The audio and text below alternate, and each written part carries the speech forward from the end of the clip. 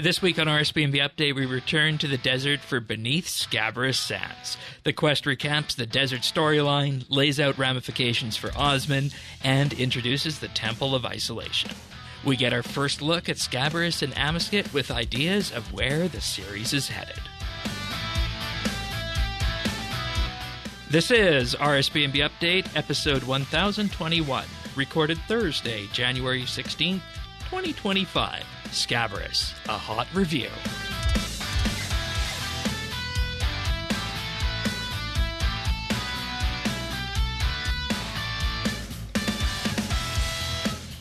Hello, everybody, and welcome back to another episode of RSBANDB Update. Quest Week here, first Quest Week of 2025 for Beneath Scabaras Sands. I'll be giving the quest the usual Quest Week treatment, of course, and on the podcast this week we have our usual Quest Week fixtures. Avernick, welcome back. So happy that we get a quest so early. Yeah, first update of the year is a quest. I'm trying to remember if we ever had something like that. Christmas came late. Yeah, that's a good way of looking at it. Was start of the year. Okay, that's right. But Avernick, member of the Scrying Pool, been around RSBANDB Update for quite some time now, helping us out with quests and lore things, and also very active in the official lore Discord channels. You also heard Zerdones, who is here, a member of Clan Quest, also key to anchoring our quest coverage. Welcome aboard, Zerdones. Good to hear you for the first time in the new year. Howdy, howdy. Happy New Year, folks. And also joining us this week for Quest Week is Thaxi from the group Iron Man crew, but also an avid appreciator of quests and lore. Welcome. Thank you. Good to be back.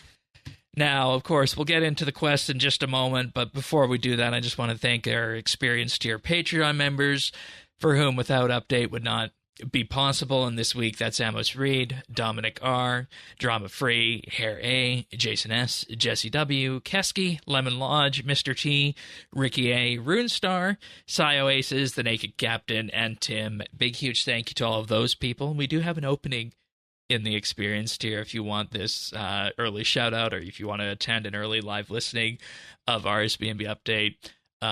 Listen to the Patreon spot a little bit later in the show to learn more about all of our offerings, or just head on over to patreon.com/RSBANDB and sign up right now. But if you want to follow along with this episode, we do have show notes available over at update.show. We also have our community Discord that you can find at update.show/Discord, and the friends chat can be found in game at BitsBytes. All right, so we should just probably dive into this quest, I think. And for people who are joining us for the quest week for the first time, what we do is we go through the quest, some of the key plot points of it, and discuss that. We don't put up a spoiler alert before we say things, so if you haven't done the quest yet or you don't want spoilers, press pause, go do the quest, and come back and join us for the discussion of Beneath Scabaras Sands. So, how do we feel about a quest that requires Ode of the Devourer, Fight Club, and 87 Slayer? A lot better now they took off the Menaphos rep. Yeah. Yeah. Suppose so. I mean, I have mixed feelings about that in reality, but it does I make things agree easier. with the mixed. I feel like the point of getting the rep was to, quote-unquote, get to know the factions. I wouldn't say that was a success, but yeah, I think it was a good idea, badly implemented. As you're going through the quest, they're assuming you're becoming more familiar with the different faction leaders. I don't think that came across, and so when you start in Menaphos, you don't know them, and by the end of the time you're in Fight Club, you actually still don't know them, but they assume you do. Right, like the whole point of Fight Club is you're rallying the people to overthrow the Pharaoh, and that kind of makes sense. Like the concept of the reputation system is that you are building up your alliance, your allegiance with the different factions, and make them like you, so that they trust you more than the Pharaoh and they join you. It's an interesting way to blend gameplay and narrative. It just really didn't. Realistically, we all sat on a dock for a couple hours. Yeah, I mean, that was all it was. One of the problems was the implementation challenge, where you could realistically have like 0 reputation with most of the factions and still do it. Mm-hmm. Yeah. You don't gotta be. I just also want to pull one more nugget before we go into the Beneath Scabaras Sands here. In the blog they put out in December, they reminded us that Fight Club requires a 32 in total, while 31 plus partial completion of Garden of Tranquility quests. Yeah, And because then Fight Ode to the Club is Bower is its own basically beast, yeah. yeah, Fight Club is basically do Yeah. every desert quest. Related or not practically. Like they sort of Basically. become related, but not directly. I also Everything feel like except Tourist Trap, which is still useless. Yay! Plus the entire Fort series and the entire Necromancy series, basically. practically, yeah. Pretty much. I also think 87 Slayer kind of got the shade because of Alpha versus Omega. If not for the 95 Necromancy requirement, this would be the highest skill requirement on a quest. Yeah, it raised Yeah. the requirement for quest kit by more than 1 million experience from previous. Although, to be fair, it is Slayer experience, and everybody loves Slayer. It is right, Shane? that is true, but also Right, very Shane? appropriate place to use it. No. Desert Series, Slayer orders. No, I'm not having fun with Slayer yet on the group Iron Man, but more on that later. He's level like 37. Oh no! No, I Yeah, got it's How will bad. you ever do this quest? no, I got to 40. I got to 40. We're good. It's not 87. No, it's not 87, but that's all I need right now. That's why I did the quest on the main this week. So starting off, this quest, I want to say, what would you guys say? The first third or so is really a recap of everywhere that we've been in the previous desert storylines, I think. Is that a fair assessment? I would say yes. Blanketly, yes. I mean, the by whole the end, you first realize act. there's something a little happening here, but it's kind of. What do we do to fill for time? We recap the Desert Series. This Yeah, is the an whole- acknowledgement of the fact that they are putting 50 quests into this, and a lot of those quests were released 15 years ago. And Yeah. the characters that they're going to be using, at least half of them, were created within the first 4 years of RuneScape.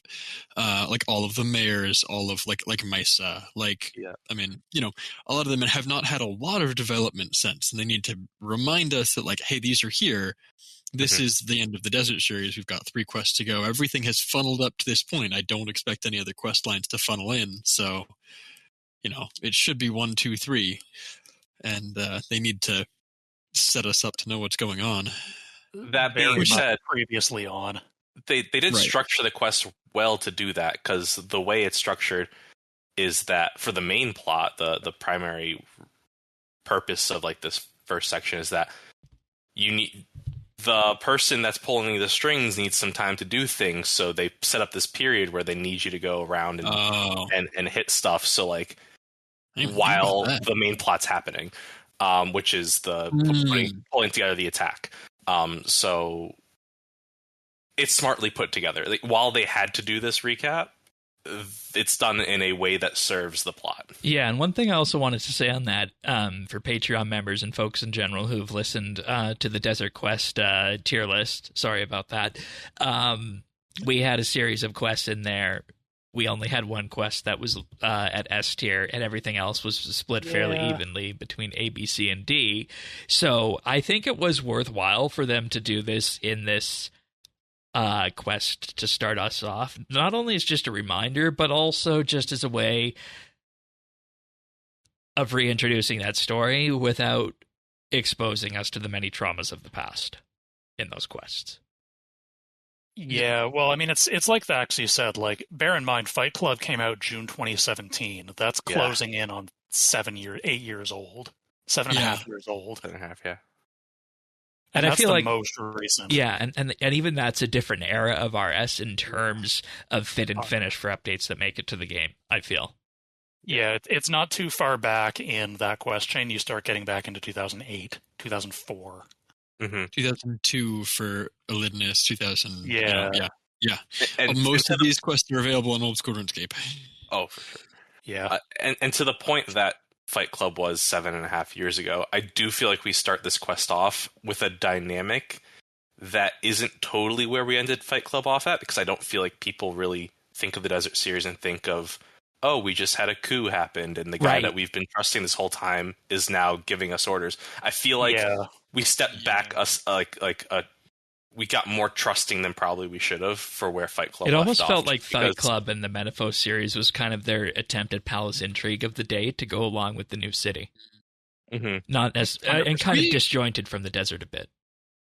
And you guys correct me if I'm wrong, because I have recently played everything up to the, like, I haven't done any of the Menaphos series because I don't have the hunter requirement for the Crocodile Tears, yep. Crocodile Tears, but I've played every one of the other desert quests in the last 2 weeks, just because that's where I am on the Iron Man. And so I'm trying to remember the stuff from the Menaphos series, and we kind of left off Fight Club with, like, there was some, like, third person, like, flashback, not, we got some visions of Yes. where we're like, we have something where we're like, we definitely don't trust Osman, and he's got kind of an oppositional relationship. Is that kind of where we left it? Is like, he's working towards something we don't necessarily like it.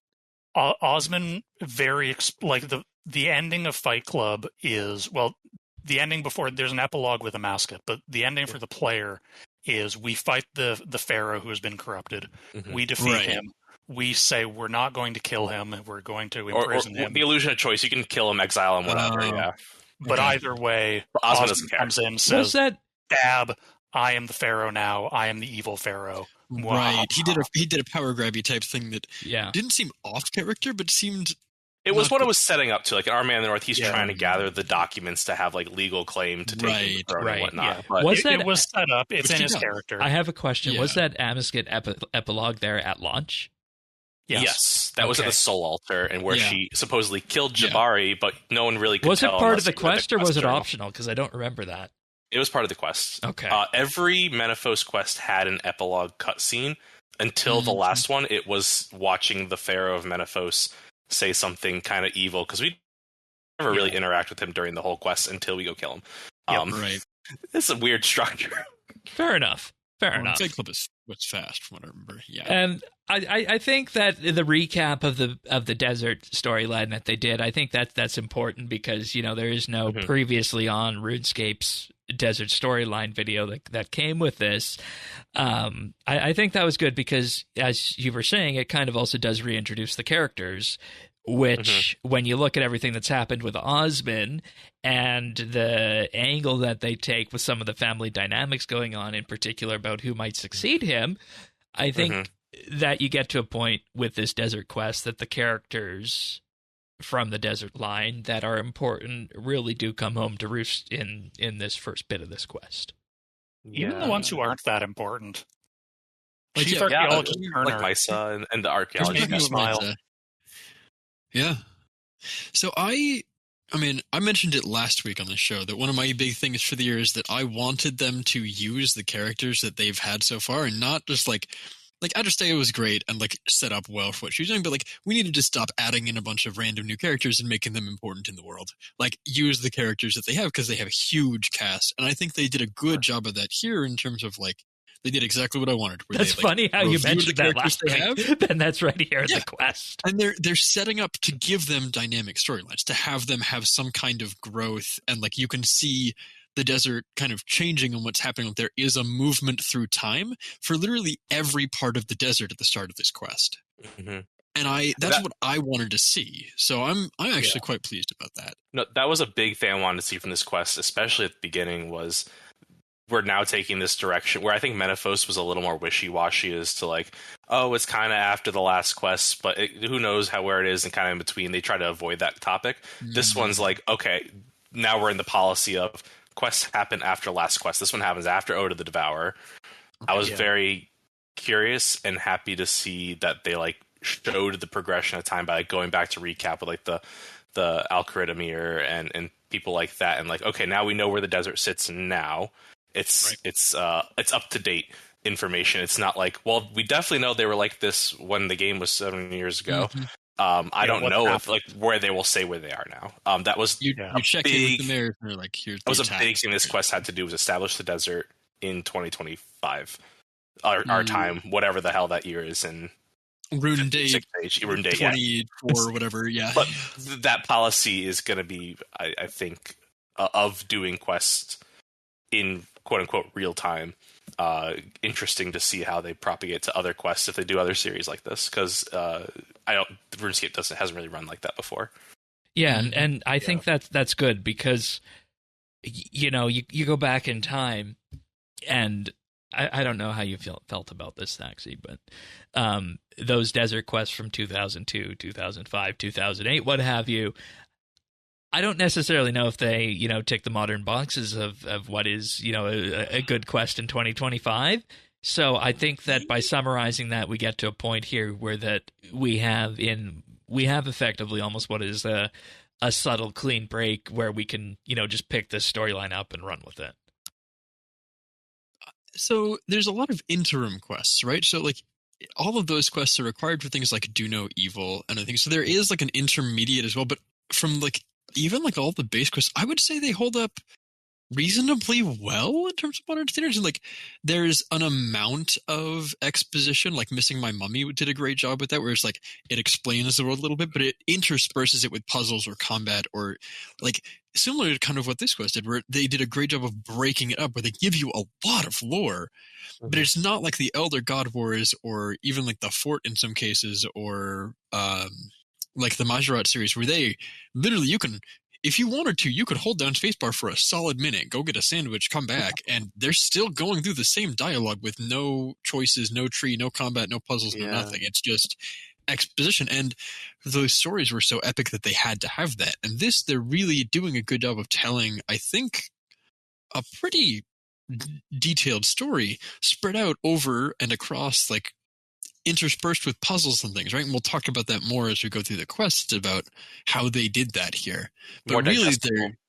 yes, and not the same puzzle 5 times and getting increasingly difficult. They really are like giving us different things to do, and I think they did that well. And I think the Desert series has kind of always done that well, where it's like very few of the desert puzzles are, you know, let's do a light puzzle 18 times. They really are like, you know, have different melee styles. I mean, the one thing that they do that they did repeat early was like, hey, here's a pyramid full of traps. They kind of wore that one a little thin. Or here's the Scabaras temple full of traps. Mine is here's do a treasure hunt around the desert, like following some MacGuffin, like they did in Crocodile Tears. Just follow the thing across as you run across the thing. But I think they did that well as well, and we'll talk about that when we get it there was too. Well. My biggest complaint with that would be like the Desert series is, let's say, too long. I think that it took till Do No Evil to get the plot going, and then you have all the stuff before that. So like we're inevitably repeating stuff, right? And it was a lot of filler for a while. We're inevitably repeating stuff. It's not this quest's fault, but it's inheriting a lot of stuff. Or Tyrannin, or even like the Majorat story through like Varrock with what, you know, those things are very much like there's a series of quests, and this entire region has one quest line. The desert had like 4 quest lines when it started. Like there was the whole Sofnim thing going on. There was the feud. There was like Narda. Like each of these areas, the whole Golem and Shadow of the Storm, they had like all these quests, and they have all come to the same thing. And so what's happened is exactly what you're saying, where there's like 18 quests that are all like, okay, well, these all impact the story we're trying to tell now, so they have to be requirements. But also, here's 80 quests that all feed into this. Most of the ideas at this point. And I think pulled it all together. And that's what I was going to say. They pulled it all together in a good way that, you know, this is a good jumping off point to effectively end the desert quest line in a couple quests from now. And, you know, that kind of goes into the whole Osman and the family dynamics bit. With that is that one of the things we were talking about in producing this episode is that there has to be a point, probably in the next quest, if not the one after, where we deal with, you know, Osman and what was effectively talked about in the second or third cutscene, I think it was, in this quest. Mm-hmm. Yeah, Osman has very much become a problem. And that needs to be addressed. In what way? I think that they very clearly, maybe not clearly, maybe clearly, they're showing that Leela has the potential to take the ruling position. Yeah, that's the sense that I got. And that was a whole scene that they dedicated time to. Yes. That seems to be a very foreshadowed thing. Maybe. If you had to ask me my hot take, I think that Osman is the better villain of the series at this point. I think we have better connection to him. We've spent way more time with him. Just 100%. Having a human thing. I think that he probably makes it to the finale as a large antagonistic force. I don't think he'll be. Okay, question for the panel. Do you think he is directly being influenced by the Devourer? She might have, some clause in. Do you think that he is like actively doing her bidding and will, or do you think he is just trying to fix things and bungling it because he's trying to be sneaky when that's just not appropriate? Like, where do you think he falls on that? I think he's just an asshole. Yeah, no, I think at this stage, his "I know best" attitude is his downfall. Yeah. But I don't think that is can be totally taken away from. That could lead to his temptation into maybe Amascut's offering the thing he thinks is best. I think that we're possibly on the path, but at this point, no. I think he just is, like what Zerdone said, an asshole. I see where you're coming from, and I could definitely see that they do that. I hope they don't, because I think it's more interesting. Like there's a compelling story if he's just bungling things. Yeah, there's a compelling story to a well-meaning but deeply flawed person succumbing to temptation and accepting this help from this dark entity. And that's I think that's kind of been a little overplayed recently, and I think would be at this point more interesting to me as a consumer to just have, no, this guy just sucks. He's genuinely trying his best. His methods are awful. His perspective is bad. He's making things worse. Like, even compared to this evil god, he's the worst guy.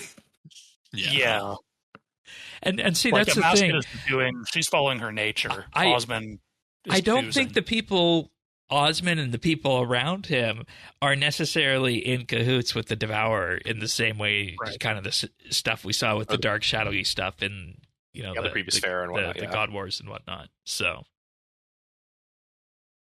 I could see him being the villain from within. What do they call him? Like the willing idiot or something like that? Yeah. The useful idiot. Yeah, that's it. Yeah, useful idiot. Very ironic given his whole persona of the man who knows things and coordinates.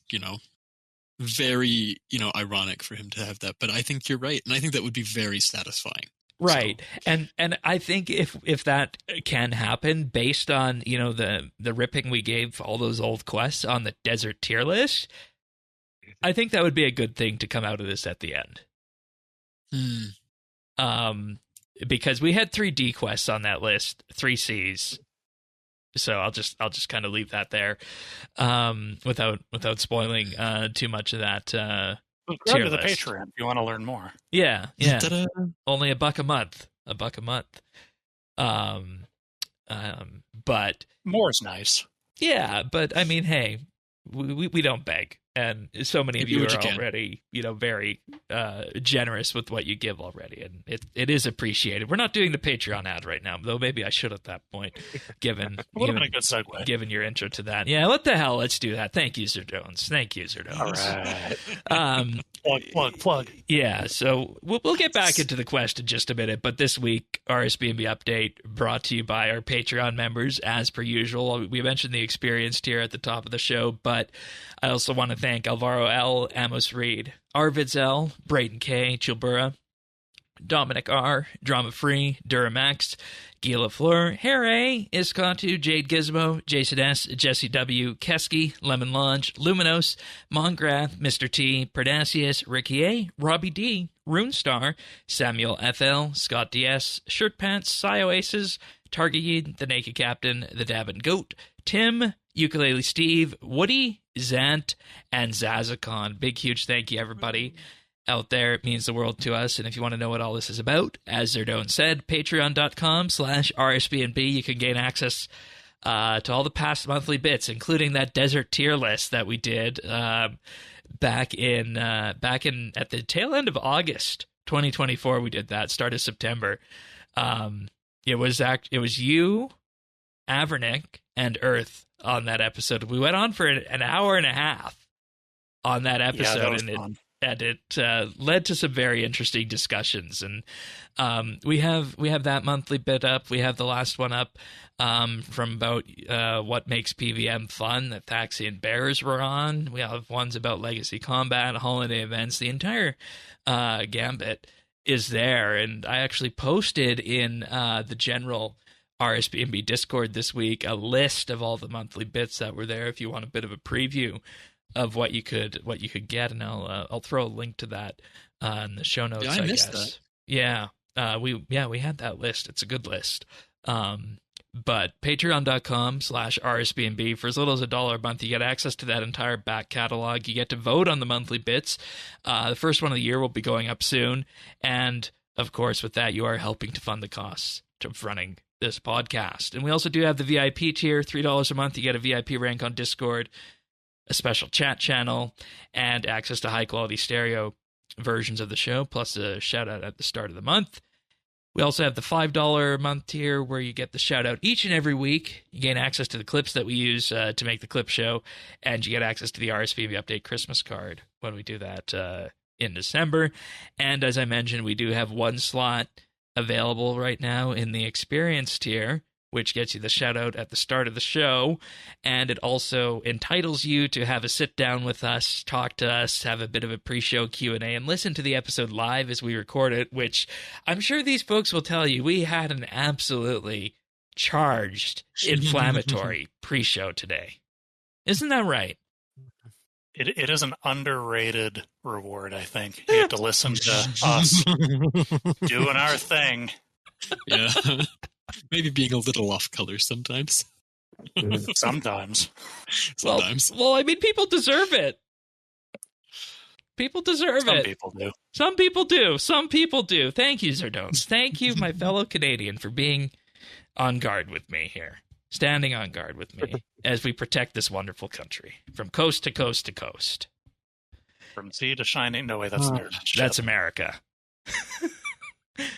Patreon.com/RSBANDB. Thanks so much, everyone. All right. Anybody have anything else left on Osman before we move on to the attack on Menaphos?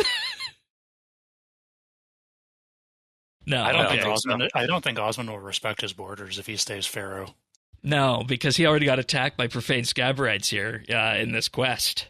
Attacked in big, heavy quotes. Yeah. 100-point Velociraptor scare quotes there.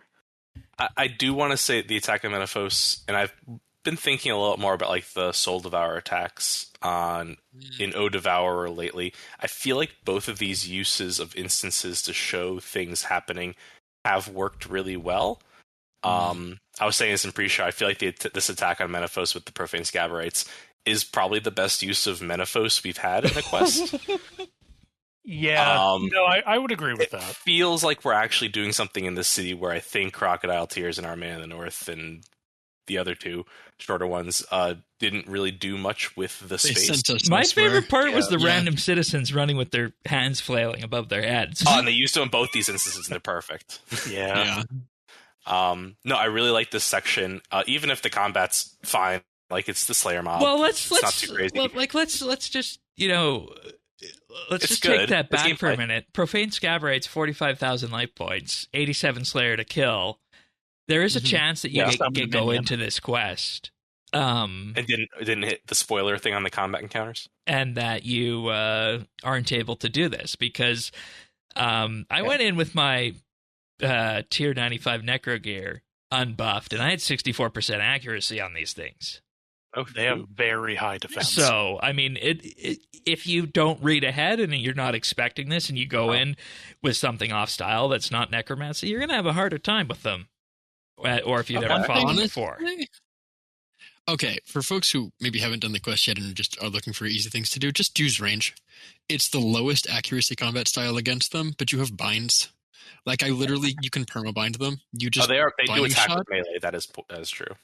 Yeah, you just binding shot them. You walk 2 squares away. As soon as they start walking towards you again, you do rapid fire. And when rapid fire finishes, your binding shot is off cooldown again. Congratulations, they do 0 damage to you. You can do this with tier 50 range gear. If you But don't 87 want to do Slayer, that, you need bring 87. poison protection. Yeah. Really? That's interesting. I never got. Oh, I must have. I'm You have sorry. Venom Blood on. I must have Yeah, Venom you have Blood Venom on Blood one on. of my. Yeah. And it's one of my high things. poison damage. It's a It is lot. it hits hard. I Like died. 1,000 at a time. I died twice in this encounter. The first time because Oh. I was under geared. The second time because I didn't bring poison protection the first time, and so I was still poisoned when I went in for the second attempt. What were you and I under died geared from with, poison if I can squats. ask? What level were you wearing? Oh, I took melee gear, and I didn't have basically anything. I think I was in tier 90 masterwork and Spear of Annihilation, but I didn't have any. I didn't have poison protection because I don't have Venom Blood on my masterwork, and I didn't have any food or anything. Okay. No. So I couldn't sustain over all of the Scabarites. So I just whittled me down. And then I was poisoned, and I didn't clear the poison before I went in the second time. Right. So the poison killed me. Does the instance fully reset? Does the instance It save does.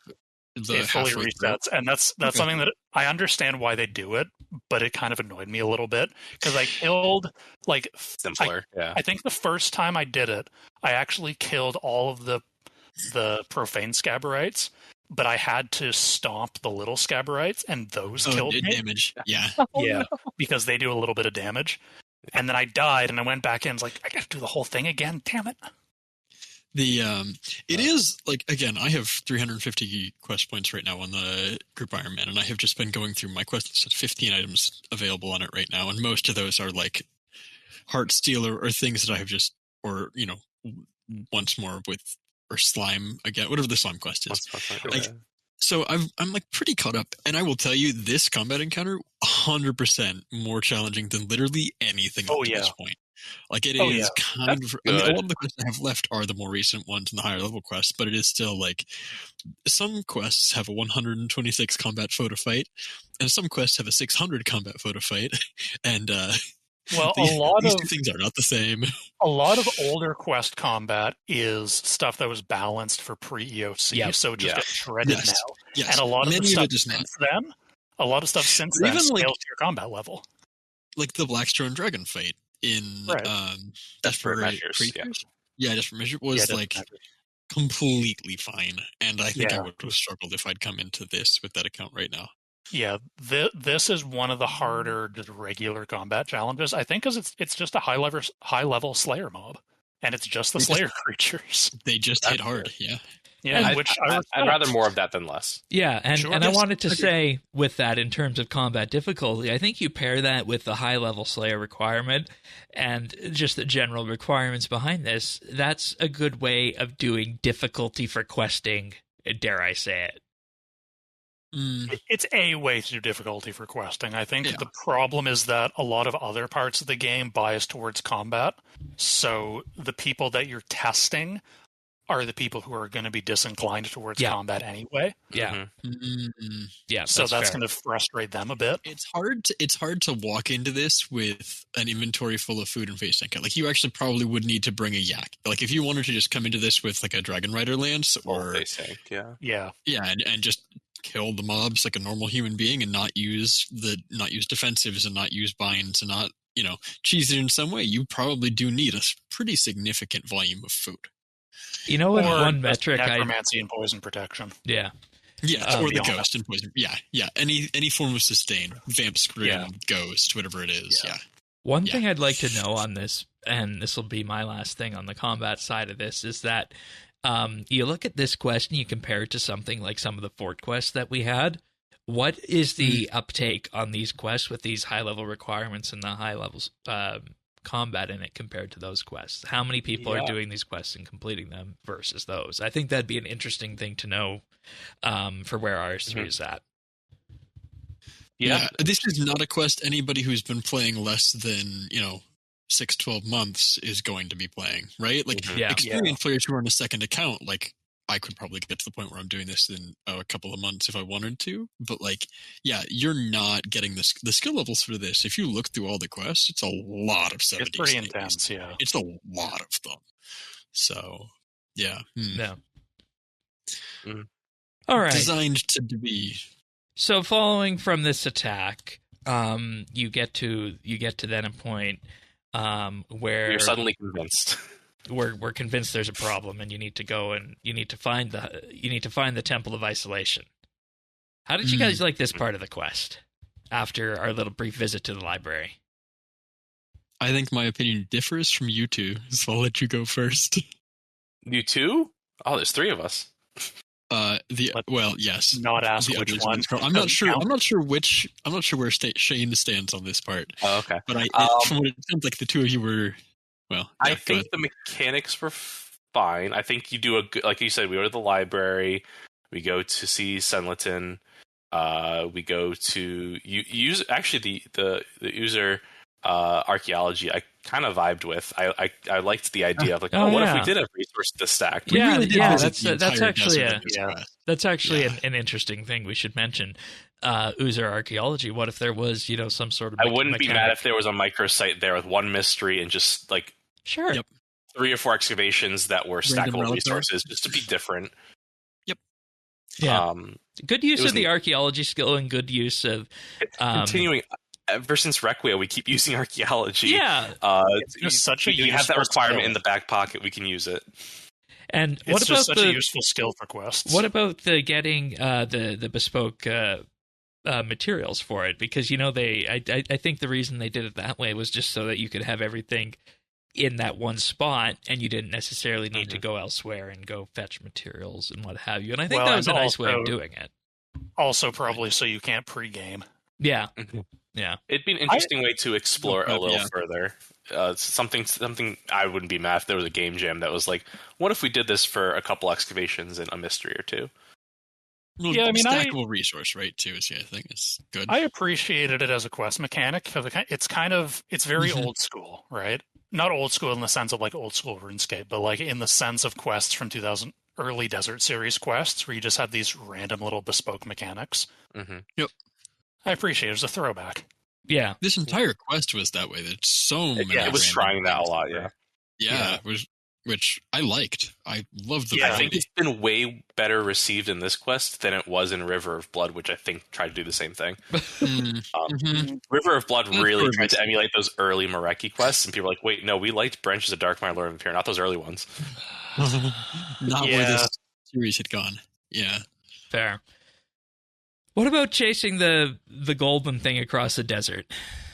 How was that? Confused for a hot second, but got it within a minute. I think. Yes. Yeah. I was like, wait, it disappeared? Like, do I have to like follow it closely or something? No, it's That just like first jump just was- run further past than you thought. And that was the best Yeah. part, is that you're not penalized for using movement abilities like Surge and Dive in this. Oh, because it's on instance, yes. I had, even the instances, every single instance in this entire they were thing, correctly you could surge, escape, bind, whitelisted? you could, every Nice. single one of them. You could, so like moving around the temple underneath, moving through the area where you fight the Slayer creature normally, Mhm. everywhere you Glad could they whitelisted surge. And I did this entire quest with like double surge, dive and mobile on, and including this particular section. I think like when it first jumps away, I didn't realize how far it would jump, and that tripped me out. Right. And I know I reset it at once. least- I was like, did I miss it? I saw at least one person commenting that when it jumped over the tourist trap camp, because they were not reading the text that said They went it jumped into- past the camp. They went through the camp and were like trying to look around underground. Right. Oh, God. Oh, yeah, that's And unfortunate. lost a lot of time. So that was, I think, maybe intentionally a little tricky. Because Yeah. they definitely could have gone around. Punish the space bars. I'm okay They with made that. a choice. Yeah.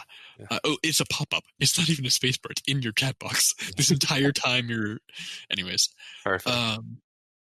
But I yeah, think I liked this. I liked this as an escort. I hate escorts in like every MMO I've ever played. Escorts are just the worst part of most quests. And the fact that this escort is like, nope, you don't have to wait for them to walk anywhere. You don't have, they can't get stuck on stuff. You like walk nearby and it just goes and you follow where it went. Amazing. Mhm. More like this plays from other games, especially. Yeah, so we're all on the I same didn't- page for that then. I didn't dislike it. I do think it was a little confusing the way it just kind of jumped forward. I feel like this would have been a good place to do another. I mean, maybe I'm asking too much because there's already a lot of skill recs on this quest. I feel like this would have been a good place to throw in a hunter skill integration. But I guess the downside of that, the downside of that, yeah. But then the downside of that is you don't get the thing Shane mentioned, where you can surge and dive and all that to get through it faster. Yeah, we had there's some wilderness quest. I forget which one it was that relied on that hunter and tracking method. I just remember that.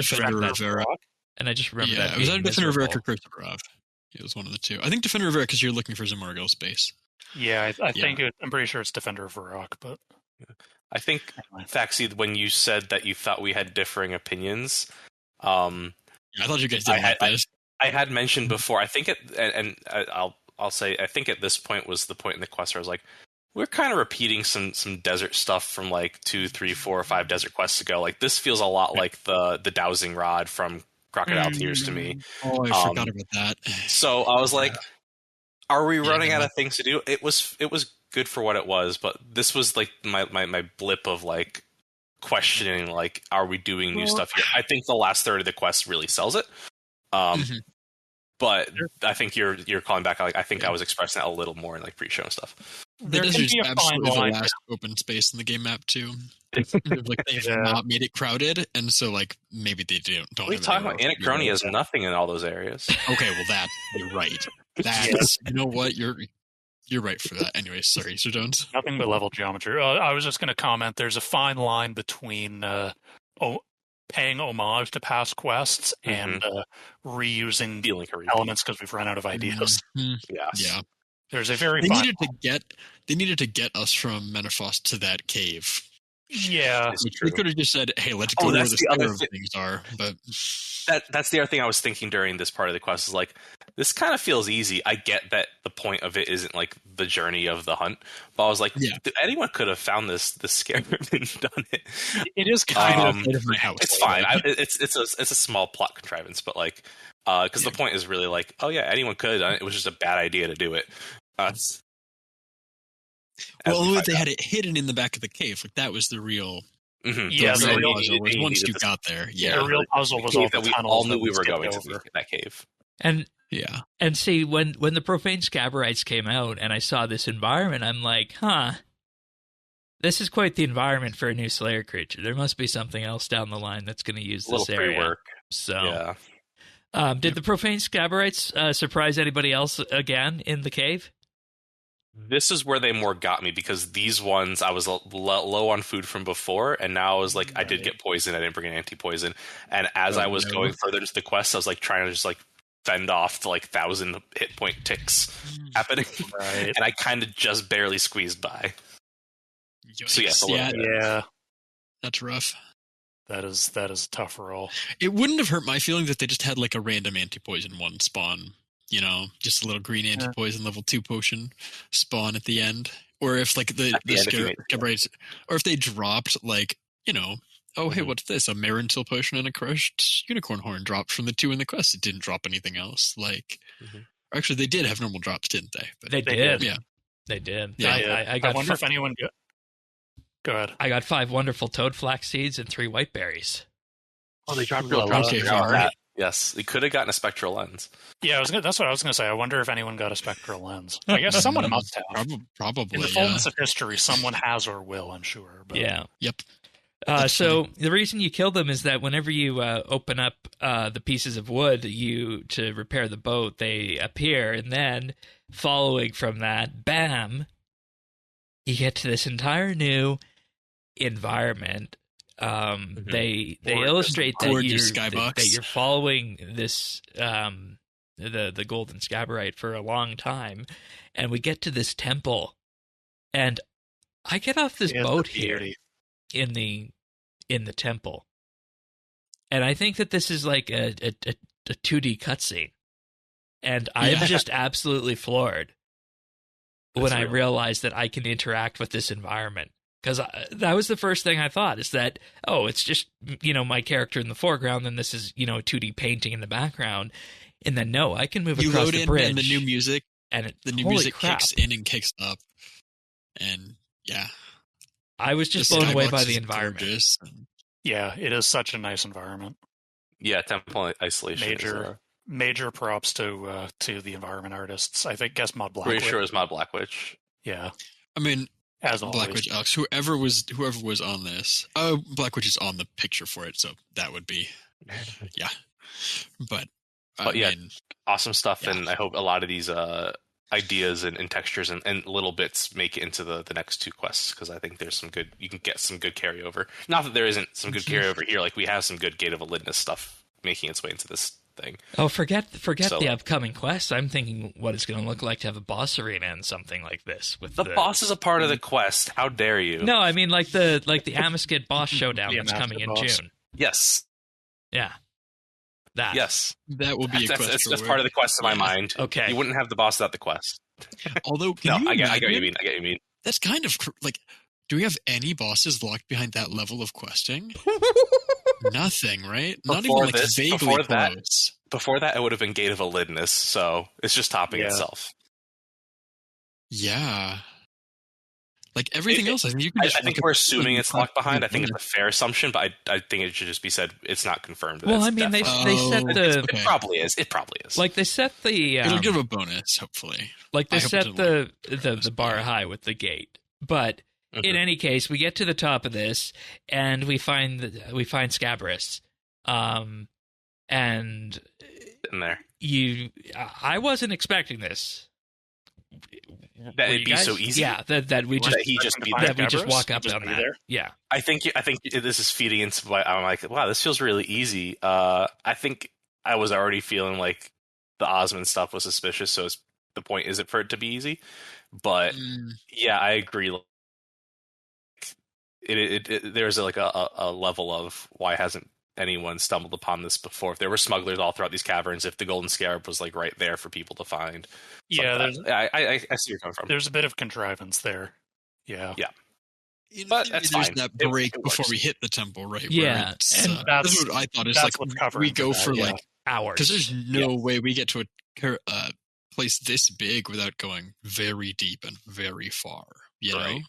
Right. And that's the sense I got, is that it wasn't a quick journey. It was an hour-long journey, and you wouldn't have got there without something to be following through dark, cavernous tunnels and whatnot. So yeah, it's the kind of thing that's hard to depict. Cool. Yeah, fair enough. Scabaras making the little Scabaras go up the stairs. Yes, no, maybe so. This was a little bit annoying. Yeah, this was the weakest part of the quest for me. What? This is my strongest part of the quest for me. No, I mean, I like a good puzzle. I wouldn't call it a puzzle. Yeah, I think it's not really a puzzle. Yeah, it's kind of simple. It's okay as a puzzle. It's kind of meh as gameplay. I like it. There's implementation things about it that I like. Like I liked the first one, or the second one. The second one where you have to drop the dwell berries. That one's very fluid. Yes. It's very fluid. It reminded me, I couldn't remember what it was, but it twigged something in my brain. I had to get Monkey Madness. I had to get clarification on what I was remembering, but Monkey Madness does something similar, and this improves on that. Are you sure it's not Do No Evil where you lure the monkey with the bananas, right? It is the monkeys with the bananas. Isn't that Monkey Madness? That's in Do No Evil.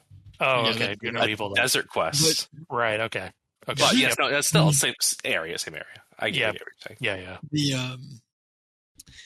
I ran into an issue with the first Scarab where I managed to push it into an invisible wall on the close side of the last staircase. That's unfortunate. And I mean, I was able to like fix it. Well, you can always reset if you need to. You're able to scare it from like 2 tiles away or something. There was something where like I could stand on the tile it couldn't walk through. That was it. So I just pushed it back down and then I pushed it towards, and they really did they completely. The problem is you didn't know the mechanics of it, right? And it seems like the mechanics were if it becomes within 2 tiles of a wall, it stops, and then it will only go 1 tile at a time. So it's kind of trying. It's got the training wheels on a little bit, right? It's not skullball. It is trying to prevent you from cornering it and having to reset. Yeah. So it's well designed from that perspective, but on some level, that's also kind of what bored me about it. Yeah. Because it really was just kind of connecting dots. And the same thing with the dwellberries. I did not understand you could pick up more than one at a time. Oh, brain did a dump. No, but hear me out. What you can do is you can drop the Twillberry, and then if you pick it up before the Scarab gets to it, it doesn't get eaten. Oh, interesting. I discovered that by accident. 3/4 of the way up the Different stairs. puzzle. I got like 3/4 of the way up the stairs with one Twillberry. And then I had to go back for another. And the puzzles didn't reset, so it was not a big deal. One supremely pissed off Scarab. I can do more. One very hungry Scarab is very mad at you. Somewhere in the desert, I am being cursed violently. Human keeps stealing my food.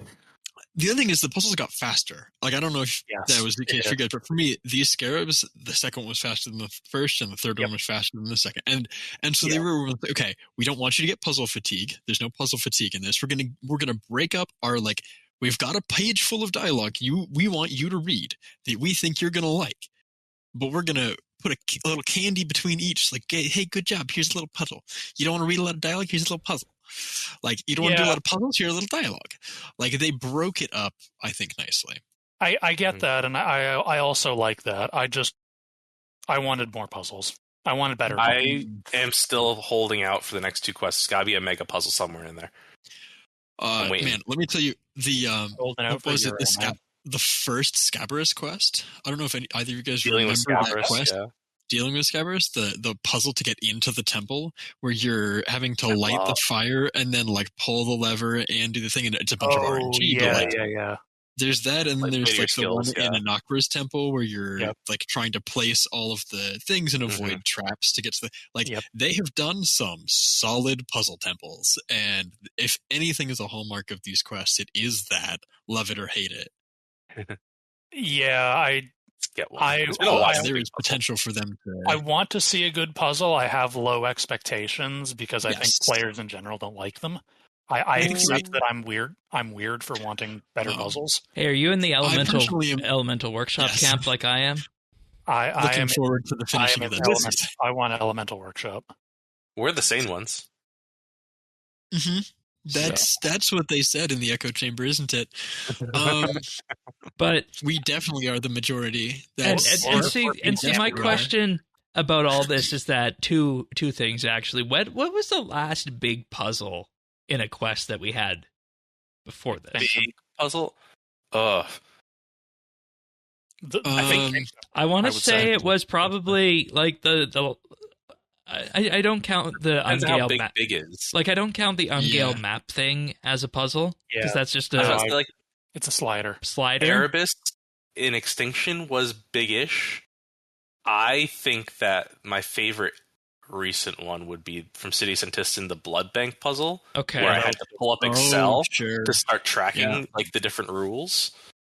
That was probably like the level I would like. I understand that's probably at the point you're pulling up a spreadsheet program, you're probably edging on too much. Murder on the Border, connecting all the clues in Murder on the Border. I mean, again, good, it didn't matter if you got it right, so maybe that doesn't satisfying if you get it though. I was thinking you are it, but thank you for reminding me of the Centistan Blood Bank. That was pretty good. I also like Desperate Times where you're solving the Dragonkin language for the first time.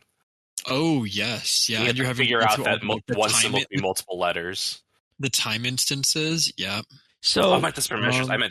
And then Mike's second question that follows from that: is this Scarab thing really a puzzle? Then it's gameplay. No. It's breaks. It's a puzzle in pretty much the most reductive sense. Like it's one step above use item on thing, which is about the most basic level of puzzle. In many of the quest series in the past, I think they could have done any of those puzzles and then made them increasingly complicated, and that what we did would have been step one, of like a 5-step solution. Or you have to do the thing that the puzzle 5 times, but they add to it. Elemental Workshop 3 style. Yes. Like with the the sliding puzzle there. Like I think that's escalation. Yeah. These were unescalated puzzles. Tutorial mode. Yeah. Okay. Which was fine. It broke up the conversation, so we weren't watching 4 back-to-back cutscenes with Scabaras. Yeah. So let's get into some of that Scabaras lore then, because I think I think this was the part that made the entire quest for me on this, because Yep. just this is the reward for getting to the end of it, and lo and behold, here we are. We're talking to this entity the first 2 times through flashbacks that we really can't control, but I think we just learned so much regardless of that. So and then we tell him off and he's like, I'm right here, bro.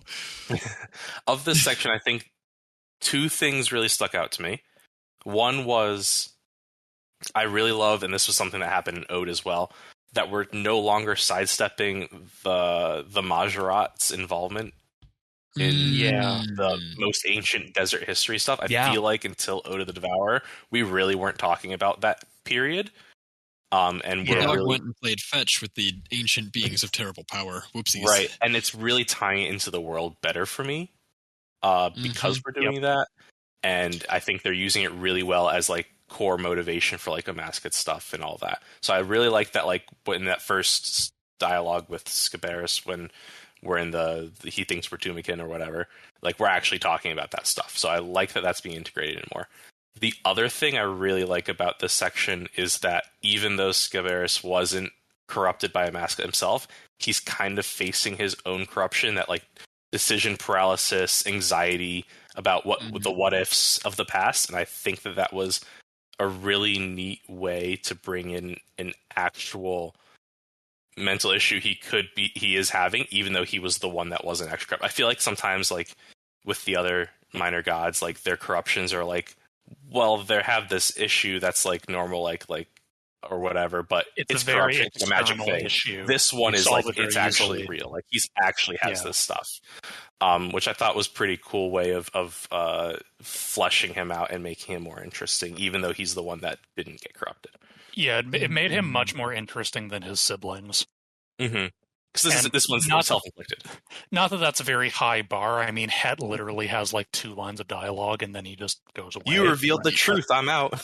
You mentioned Thanks, siblings. bro. Can we just get a brief recap for the listeners on the family here, like the family tree? Mm-hmm. Oh boy. So we have Tumikin and Alinus at the top. Tumikin was the big guy. He Mom and worked dad with Zaros in the Second Age. Alinus was his wife. Then below them, they have their pet dog and cat, Ecthlar and Amascut, who were elevated to demigodhood via a portion of each of their godhoods. So they're mixtures. Together, yep. And then the origin on this one is a little spicy, based on if you have like the old RuneScape website lore and histories, or maybe some of the Menaphos books. There's different mythologized origins for the 4 aspects of Tumikin, but roughly around when he exploded himself, there were 4 even more minor gods, and that was Scabaras, Het, Atmakin, and Krondus, and they are purely of Tumikin, and they are supposed to be aspects of him, like different attributes, personality traits. Yeah, they represent different parts of him. It's a very kind of ancient Egyptian thing, both in the sense of like being related to your quote-unquote parent, but also in the multiple origins, multiple kind of conflicting stories thing. Right. And I don't know if this was intentional, but it very thematically fits with the Egyptian theme. I'm sure it was. I think so. I feel like it was very like real world inspiration. Well, I mean, you say that, but retcons is proud. That's true. It's not like we haven't been here before, too. It's not like we know any other pairs of deities of, I don't know, light and darkness control and, things who maybe were given power by a god. And then, a whole series of additional gods who gained power because they were, I don't know, surrounded by implements of power from another god, like, I don't know, some elder tools or something. And see, that's the thing that is the most interesting to me about this, is that we're touching on that god lore, specifically, the Zerosian stuff that was mentioned, without having the gods here. And I think this was as good as some of the stuff that we had when the gods were here. I would agree with that. The timeline on this is also incredibly important to remember that, like, the Tumikin and Alinus stuff, they came to Gilnor before literally anybody else, except for maybe Gothics. I'm not sure where that is. I'm pretty sure Gothics is still before them, but yeah. But it's like they showed up And then, like, they were having issues with humanity, and that's when Ixthlarin left to get the Majorat. So Ixthlarin is the reason the Majorat came to Gilnor and got He had to fight refound, Zaros. refound by Zaros, and like so Zaros gained them because Ixthlarin was like, "Hey, I need to go get help from somebody somewhere in the plains." Who were they having problems with in particular? Zaros. I thought it was Zaros. Yeah, Zaros found Gilnor irony. first, and then they got into conflict with the Menaphites, and then Ixthlarin and Amascut went off and found the Majorat. Okay. And that whole thing with Fate of the Gods and the like Children of Ma series that kind of ties in Ixthlarin's, role there. But it's like all of that comes in that, like, remember, the Majorat really do not like Ixthlarin, generally speaking. And well, I thought it was the other way around. Well, I think maybe both. All of the existing Majorat, because not all of the Majorat joined Zaros initially. Mm-hmm. Like, there were a bunch that stayed with the Menaphites, Temical most notably. But they all died, including Temical, and I don't care what anybody says. He dead. So all of the existing Majorat have kind of a bone to pick with the Menaphites, and vice versa. Mm-hmm. And another thing, love that Ode did is that betrayal with the Majorat is a big part of what drove Amascut to losing faith in people and mortals and whatnot. So I feel like, again, bringing that ancient history into this is so... Yeah. I love that that's the impetus. That's what this quest did, right? Is it filled in the stories we didn't know about how, the loving family cat became, oh, hey, souls are tasty. Like, right? That's been how A became B is how it feels so much clearer now. Like they have an answer before they just didn't have the answer and they haven't been saying it because there wasn't anything. So that was our big... as we go through these things, that was the big moment here, plus everything that we just pick up around the edges with Scabaras. We've been kind of just moving through this back and forth. In the final, I guess you could, I don't know, what do we call these? Are we calling these visions or? Summary, yeah, sure. Interaction. Yeah, in the final interaction, we're actually finally able to get our voice through here. Yeah, Scabaras finally realizes, oh, you're actually here. You're not the Devourer. I'm reminded of the novel Flatland a little bit. I don't know if anyone here has read that. No. Yeah. What's the connection there? Yeah. The whole thing about Flatland is it's an allegory for or it uses geometric objects in kind of allegorical ways. So squares and cubes, like those are characters. Oh, okay. And there's one minor character. Like the point is that like the 3-dimensional cube looks like a god to square because square can't see 3 dimensions. So cube looks like he's teleporting around.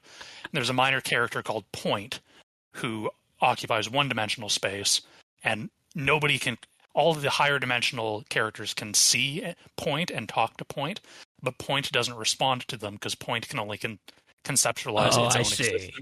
Okay. So it assumes any voice it hears is just itself. What a sad life that must be.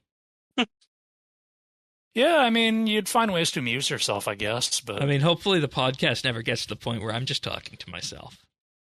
Maybe you are. Are you sure we're not just with your imagination?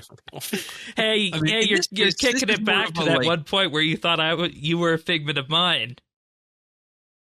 This is one of those where the guy's been meditating under a waterfall for 20 years and, thinks he's hearing a voice talking to him over the roar of the waterfall, and in this case it literally is. Yeah, he's transcended like 12 stages of enlightenment by this point. We come and he's in full, like, what is that, lotus pose? He's just literally floating. He is gone, diddly gone. He's basically a bodhisattva at this point. And we come and, whoops, What we whoops, yes. So I guess moving into the conus of it all. In the proud tradition of the player character being made the stooge, yes. dupe. Especially in these quests, every one of these quests, the entire Desert series, we are the unwitting idiot. Osman's gotten us so many times, nothing surprising here. I mean, it wouldn't be a RuneScape quest if that didn't happen. I wasn't surprised, yeah. Yeah. No, Conus not has at always all. been a dutiful asshole. Yes. And there's always a a discussion, about whether or not somebody wants to take the opportunity for it, like Conus wanted to. But you see exactly what happened to him when he tried that. Is he was just overpowered, and then bam, Amascut just appears through the door. Yes, we summoned Amascut. Furry bait herself. Yeah, we rang the dinner bell and the cat pulled up. Ding ding ding. That's funny. We found a beetle in the house. Come eat. In the easiest prediction to make, Osman's begot Amascut her goal. Oopsies. Do you want to try that again? Nope. Do you want to try that again explain that in a different way? Osman's I know I'm right attitude was wrong, and it led to the Amascut getting what she wanted. Okay, fair enough. Congratulations on your first clip of the year, Avernick. Yay. A sped run that one. Nailed it. I do like some of the things that happen after that moment where, because I think from this point on in the quest, we're really like, they know we have 2 quests left, so they are setting up everything we need to know about what the end game exactly entails, what the mechanics of it are. Yeah. So establishing that even though we uncorrupted the previous minor gods, Atmakin, Het, and Krondus, Amascut still got the piece of Tumikin she needed from them. Yep. And Scabaras has hidden his away, which therefore is moving the goalpost to the finale. That was a good way of doing she needed them. Previously we were like, she needed them corrupted, but we uncorrupted them, so we're winning. No, it doesn't matter. Yeah, that was my question in the last quest, is how they were going to square that circle. Right, because it seems like you're making progress, but you're moving towards a finale where she needs to be making more progress for like the epic climax. Yep. Just bringing the character back and just saying, yes, she needed that as well. Like, that's fine. That's bookkeeping there. Good callback. I do like how, and I think we probably touched on this in Ode of the Devourer, where like in Ode it was specifically said she gave up the piece of her godness that was from Tumikin to give to Ma, which was part of whatever, and now is the aspects of Tumikin she needs to restore that all comes together. It's not the Elidness part, because there are aspects of Elidness that wouldn't have worked out plot-wise. That all makes sense. And Scabaras is just telling us all this stuff and regurgitating with the Amascut. Some of it was with the Amascut. So like no bars hold, no mysteries at this point. We're getting just told everything. The thing that threw me for the loop the most was that, and maybe you could just say is like Amascut's like done playing games or whatever. It's like, okay, she's saying the ultimatum, or we have to figure out how to get her the thing she wants now. Which I feel like is a card she could have pulled the whole time. Where she could have said, I am going to threaten Menaphos or Alcarid or whatever. Go get me what I want. It seems the impression I got was she had some other scheme in the works that we aren't privy to. And we just we short-circuited that. Because Osman screwed up. Right. I think maybe before she thought she had the upper hand, like she was closing on Scabaras, she did need to get to the soul altar at some point to prime the Caridib diamond, it seems like. Now we're at the point where she's just like, I no longer think I have the upper hand, so I'm going to make you do it. Does the grief fight have anything to do with any of this? Does what, sorry? The grief fight in the memory. I don't know what that has to do with, unless it's just us stamping out the last bit of Scabaras's anxiety about the past. That could be it. That could be it. because after that we go back to the real world. Right. Yeah. So I didn't want to diminish the technically mini boss or whatever it was. Yeah. The impression I got from that is that was Amascut trying to take hold of Scabaras. Okay. Yeah. Like that was an intrusion of Amascut trying to do to him that makes what sense. she already did to the others. It had the Soul Devourer smoke coming off of it. Right. Yeah. But yeah, like I never got the sense that Amascut was behind anything that happened in this quest until she actually shows up. Correct. This was all, I think, It's all Osman stuff.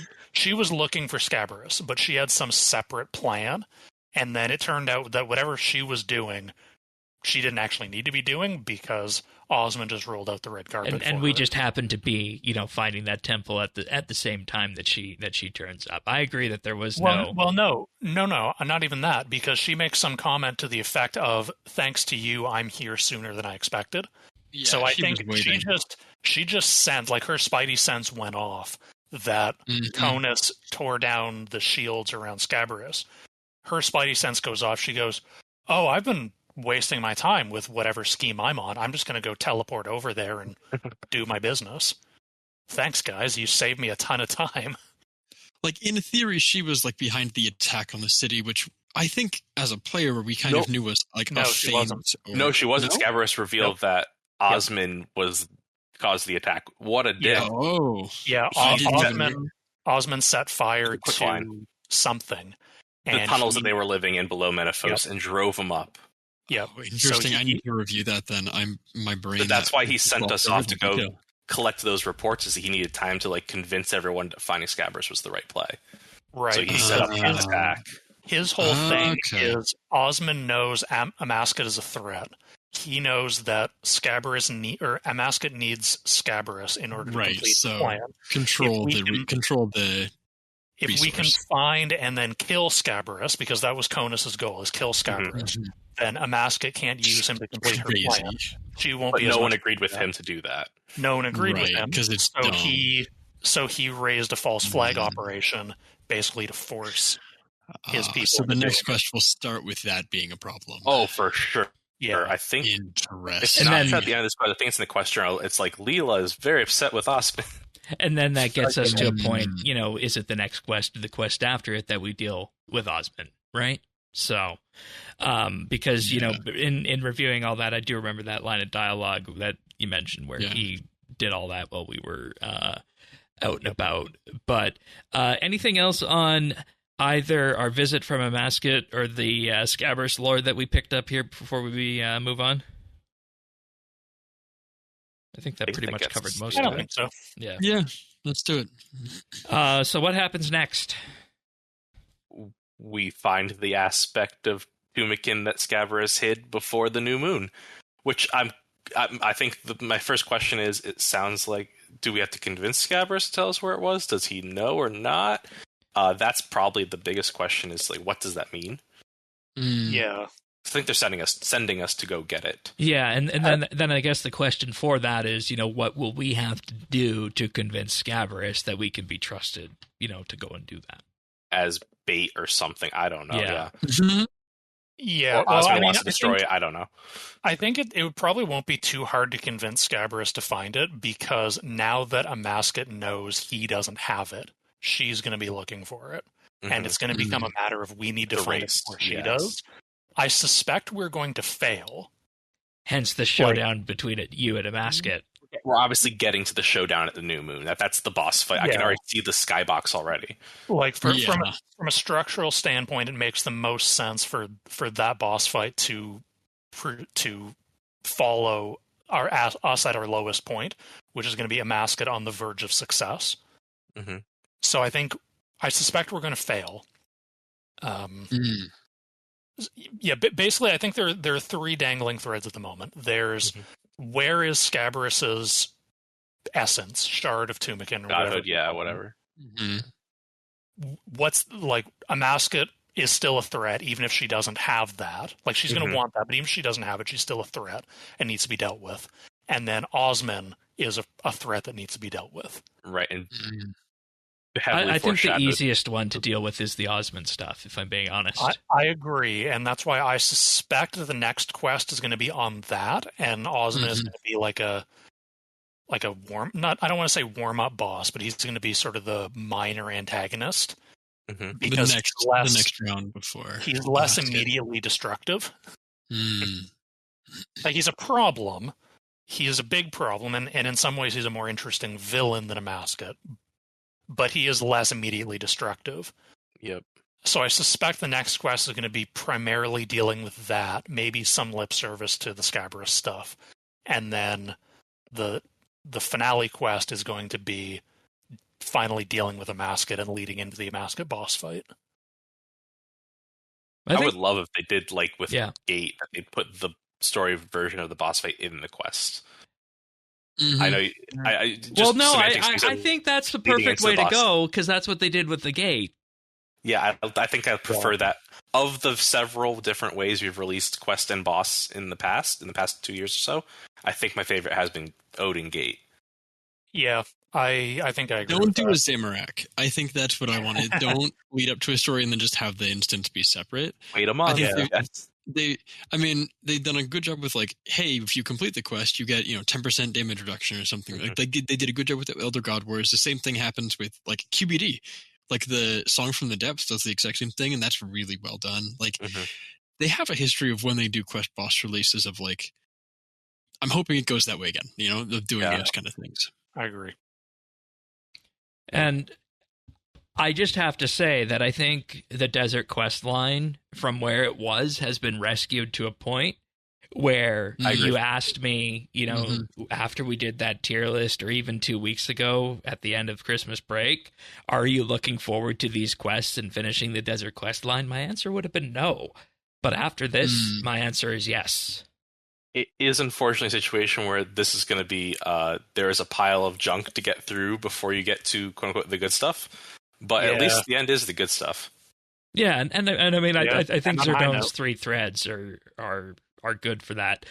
You said it was finishing Osman, then finishing Osman, Scabaras's divine essence, and dealing with Amascut.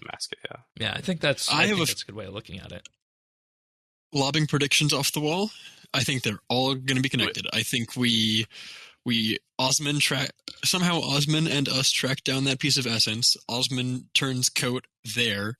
We kill him for it, and Amascut runs away with it. And then we have our final quest. I think that's our next quest. There's my early prediction. Yeah, because they said they wanted to get it done in 3, right? And this is 1, so that means 2 more. Yeah, I think it also means they've pre-written the other 2. I think we're scheduled for another one in the winter, and then the finale in the spring.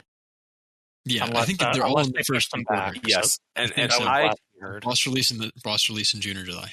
Yeah, I fully expect that we hear probably just the name and general release date of the next one at RuneFest. I feel like that timeline makes sense. That's when you announce it. They're going to put some big roadmap on the screen. If not before then, yeah, I agree. I think you're probably right. Timeline-wise, yeah. Good. RuneFest is soon. I keep forgetting. It's March, but it's like March 2nd. It's 6 weeks away. Yeah. And a lot of work to be done in between on various files. But let's talk a bit about the rewards here, because that's something that I do want to touch on with this in particular. 2 quest points, 100k Slayer and Archaeology XP, requiring 87 Slayer and 86 Archaeology, respectively. You also get access to Scabaras Temple of Isolation with elite profane Scabarites within them. And I think this is an interesting reward, because what they said is that these things drop. What was it? They have more XP, but they drop less. I think they said less XP, but they drop more valuable things. Yeah. Yes. The money ones. So I'm permacurious. I got my full 200 kills. Very few of my drops were worth less than 10k. Very, very few. And many of them were worth. There's a good number of things on this drop table worth 80 to 100k. And I think that's. I'm sure Shane probably has the drop table up. I do, and I think that's interesting and important because if I go back to the episode when these critters came out, I think that was one of the community complaints about them is that, what is this drop table you put on this level 87 Slayer creature? Right. It was not ideal, yeah.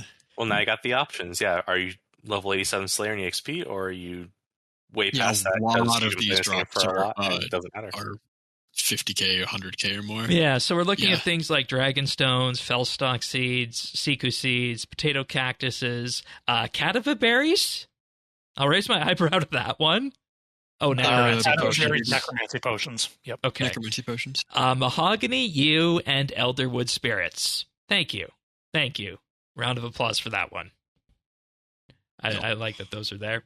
I mean, and big things for like congealed blood and bolt tips and salvage and you know, the stuff you alch. Primal the stone congealed spirits. blood especially is crazy because it's obnoxious to get a hold of for again necromancy potions. Yeah. Pure Essence, Mud Runes, Catalytic Anima Stones. I like that. I like this drop table. There's also the Priest Notes, Master Quest Cape requirement on it. Yep. How long did that take? I mean, I got unlucky. I think it took me like 30-something kills or 40-something kills. But like Master Quest Cape also requires that you upgrade the Karis, which is 200 kills. So if you can't get a 1 in 10 and 200 kills, congratulations. You should go buy a lottery ticket, please. Like, holy smokes. Or maybe don't, because you're clearly like a black hole of luck. The cloud is not... Yeah, black cloud is falling today. All right. So let's talk about Karises. Let's start with the primed. Karis. Are you, and I'm going to defer largely to you, Thaxi, on this one. Primed Karis, upgraded from what we had before, a level 70 augmentable one-handed stab weapon. We love the augmentable quest weapons. It costs pretty much the same thing as the Sun Spear to reclaim, so if you're looking for augmentable quest weapons, this is not going to be easier than the Sun Spear to get, maybe, although similar, like lots of level 70 requirements. It's also one-handed. It's also one-handed, which is kind of the craziest thing about it, because it applies its damage bonus after most other damage calculations, which means that it multiplies your offhand weapon bonus. That's the thing about like the tier 80 weapons like the Inquisitor's Staff or the Terrace Romo or the Hexhunter Bow, is they're tier 80, 2 hands. You can't this is a tier 80 when you get it upgraded, tier 80 1 hand. It's like you guys were talking about having like 60% accuracy on those Scabarates. With a Slayer task with a Blood Nihil, so I had the accuracy bonus from that, I was able to get 88% accuracy with a tier 70 Karis. Yeah, wearing wild. the Desert Amulet. The bonuses on it are really significant accuracy and damage-wise. Worth noting, just to be clear, the primed Karis has an accuracy and damage bonus specifically against Scarab creatures, and the upgraded one is against Scarab creatures and various Amascut creatures. Mm-hmm. So everything in the Sophanum Slayer dungeon, all of the Akh creatures and the corrupted creatures, as well as everything in the Sanctum of Rebirth, are set for this. And so, but not if you're wielding this, not the Magister. Don't believe so. Everything in Sophanum except the Magister. He doesn't follow Amascut. Yes, which makes sense. Yep. But yeah, and again, we were talking about this in the show that like you have to be a lot sweatier, honestly, to use melee at any bossing.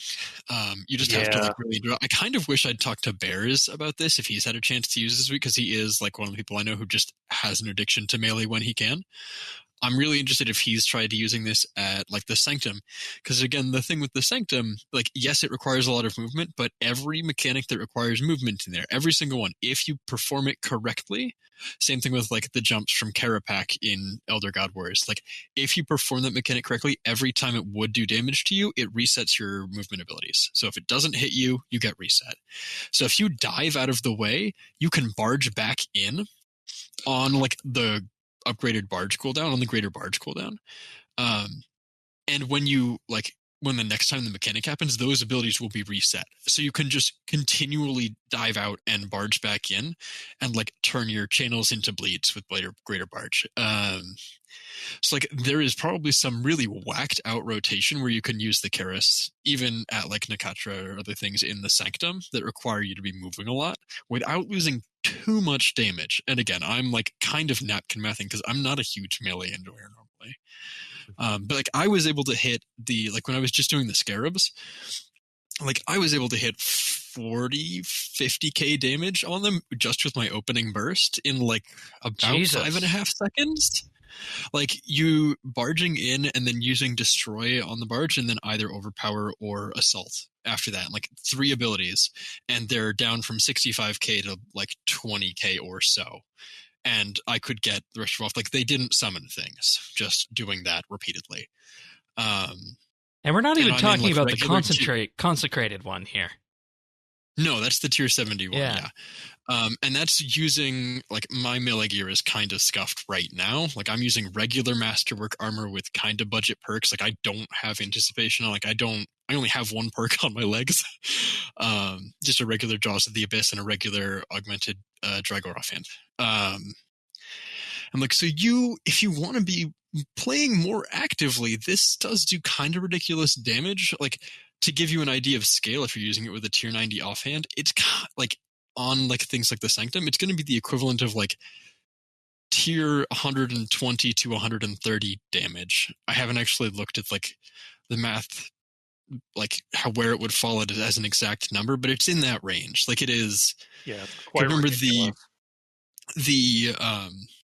damage bonus from the tier 80 two-handed weapons that are like the style specific gets them up to tier 102, 107. Like they're in that range with a 17.5% damage bonus. And this is a 33% damage bonus on it.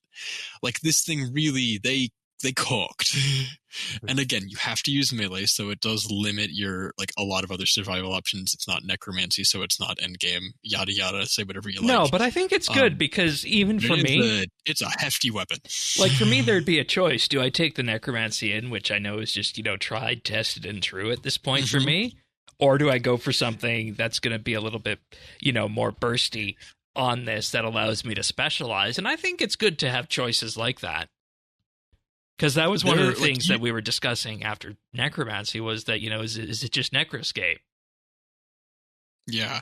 I think this gives you the option, especially because melee used to be a very bursty combat style, and I think this gives you the option to, like, some things like the obelisks on Kesselem the Wanderer in Sanctum, like, you might be able to just, like, barge, destroy, and walk away from one of those obelisks and just kind of have it die with this thing on. Like, the damage it's going to be, 20-30% higher than most other like typical melee setups. And again, I'm kind of discounting because I'm not like thinking about the passives or the special attacks of like the Leng swords, those kind of things, right? Like stuff like that you could, I guess, put into an EOF in part, but like I'm sure you could cook to no end if you really know how melee works with this. But even like my base gear, base knowledge, like is cool. They did a cool thing. They made a cool reward. And again, it only works in some situations. So they're doing the thing that we've been asking for a while, which is making weapon diversity more of a thing. Yep.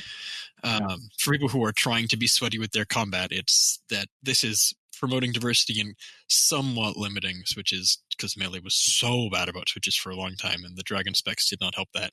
Yeah.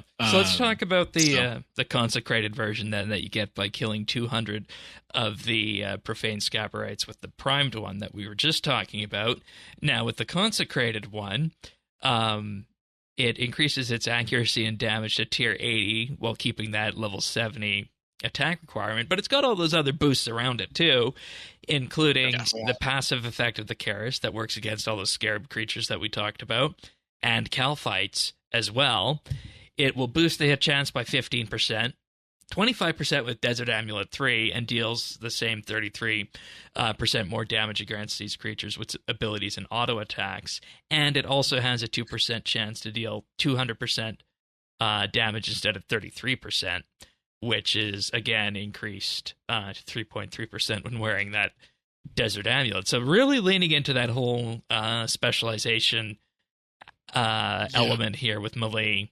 And it also allows the passive effect, like we were talking about, to apply to the followers of Amascut, with corrupted creatures and soul devourers and bosses in the sanctum. And they specifically note, except the Magister in that case, too. Yeah. So. Yep. Yes, absolutely worth noting the Sanctified one is the... Don't use the regular one. Upgrade it first. It is kind of worth mentioning one of the things that they brought up in that, where it's what was it? One of the bonuses. My brain. Sorry. I need to pull it up again. What were you saying, Shane? I had a thought, and my brain is just... I was talking about, in particular, I was going to go to ability damages on that, and the numbers on the wiki are kind of eye-watering. Yeah, they're doing kind of funky math as well. Okay, because they say a person who wears the tier 90 melee equipment will have an ability damage bonus of 1028. Yeah, but before the weapon, and then that can get that up to 1826, becoming 2531. So I don't know where the wiki's at on that kind of math. The wiki is listing out armor bonuses separately. I read that carefully. Yeah, I don't think you should go too far into that. Somebody was cooking when they wrote that, which is just fair, and they're not wrong, but the way they're writing it is not clear. It's not immediately clear what you need to reach those numbers. Oh no, I mean it is. They say it. It's just that like the first bullet is I don't have a weapon equipped, and they don't say that. So again, meh on the wiki. I'm interested to see how/if they're going to incorporate this in other quest rewards. I guess where I'm going with this is I have a thought in my head that it kind of makes sense to upgrade this to tier 90 over tier 90. Ooh. And you think this might be like the Kiris Partisan, like they're gonna give it a handle like they did with the Sun Spear, basically? I'm thinking it might tie into the Amascut boss. I would think it's more likely from the boss than from a quest, yes. It would be really cool if they made a weapon that was specifically powerful against that boss that required you to do all these quests, but the boss was available regardless. That might be a cool way to do like boss introduction. And this can also similarly be the same sort of thing like the ring in Elder God Wars or the Chaos Dice in the Succession line. Something that just winds up helping you along the way in your desert-based combat. Yeah. That's actually a really good idea, Sir Tones. Or we go the other way, and next time we're upgrading the Enchanted Water Tiara. So when have you ever used that? Let's go. Well, not recently. My groan says all you need to know how I feel about that. You don't need it anymore after the Krondys quest. I know you don't need it anymore after the Krondys quest. Needs to do something. To be fair, you barely need it before the Krondys quest anymore. That's true. Desert Heat is not. It was cool in 2009. Yeah. Okay, so on the Kiris, I am not 100% sure about this, but I think from, again, my 200 kills, I think there may be a bug with the 200% ability damage, where I think it's instead of doing plus 200, it might be doing 200 total. In my entire 200 kills, I only got 2 soft insta-kill hit spots, meaning I hit 32,000 damage or more in a single attack. And expectations-wise, just based on my chance to crit and the number of abilities I was doing that were hitting over 10k, if I was getting plus 200% damage, I would have gotten an insta-kill hit spot on every one of those that I crit. So I think there's a chance that maybe there's something kind of going off there. Because so you're for those who could don't just know, be a flat 200%, or I think it might only be adding 100% extra damage, and I wonder if that's a mistake, or maybe I just like got unlucky. There's absolutely a chance that like my crits only landed on damage hits that would have been 8k, but I saw a lot of damage hits that were like just under 20k, when like very clearly that's a Kiris proc, because I'm not using like a Dragon Longspec or anything that would be expected to hit that much. So yeah, I'm a little curious about that one, where I feel like there was some times where that damage bonus maybe wasn't being applied completely correctly. Well, that means we need to go have a deeper look at this at some point, I think, in terms of just all the different mechanics that are happening with this. Yeah. Because, it says the 200% chance to deal 200 plus 200% damage instead of actually, you know what? No, I take that 33%. back. Instead of, yeah. So it's happening it's the way you reducing my described damage it. Yeah, it's instead of 133 times. So it's 2 1/3 damage. No, that's actually probably accurate. Okay. Yeah. No, that makes more sense. So it is probably being applied. It's just instead of the 200% on top of the 33, it's just applying it separately. Okay. No, never mind. Actually, that makes way more sense. With what you saw. Yeah, I was thinking it can soft hit cap. It's just a damage roll to do so, but that's fun. Okay. But, long story short, with all this, go get this weapon if you're able to go kill those profane Scabarite creatures. You'll thank yourself later, and it's a good, fun way to specialize with melee.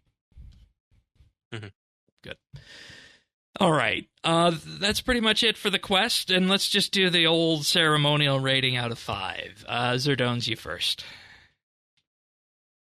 3.5. Okay. Avernick? I think I'm going to go 4. Solid. All right. That was a 4. You kind of cut out there internet-wise. Oh, 4. Yes. Sorry, 4. Okay. Yes. Thaxy?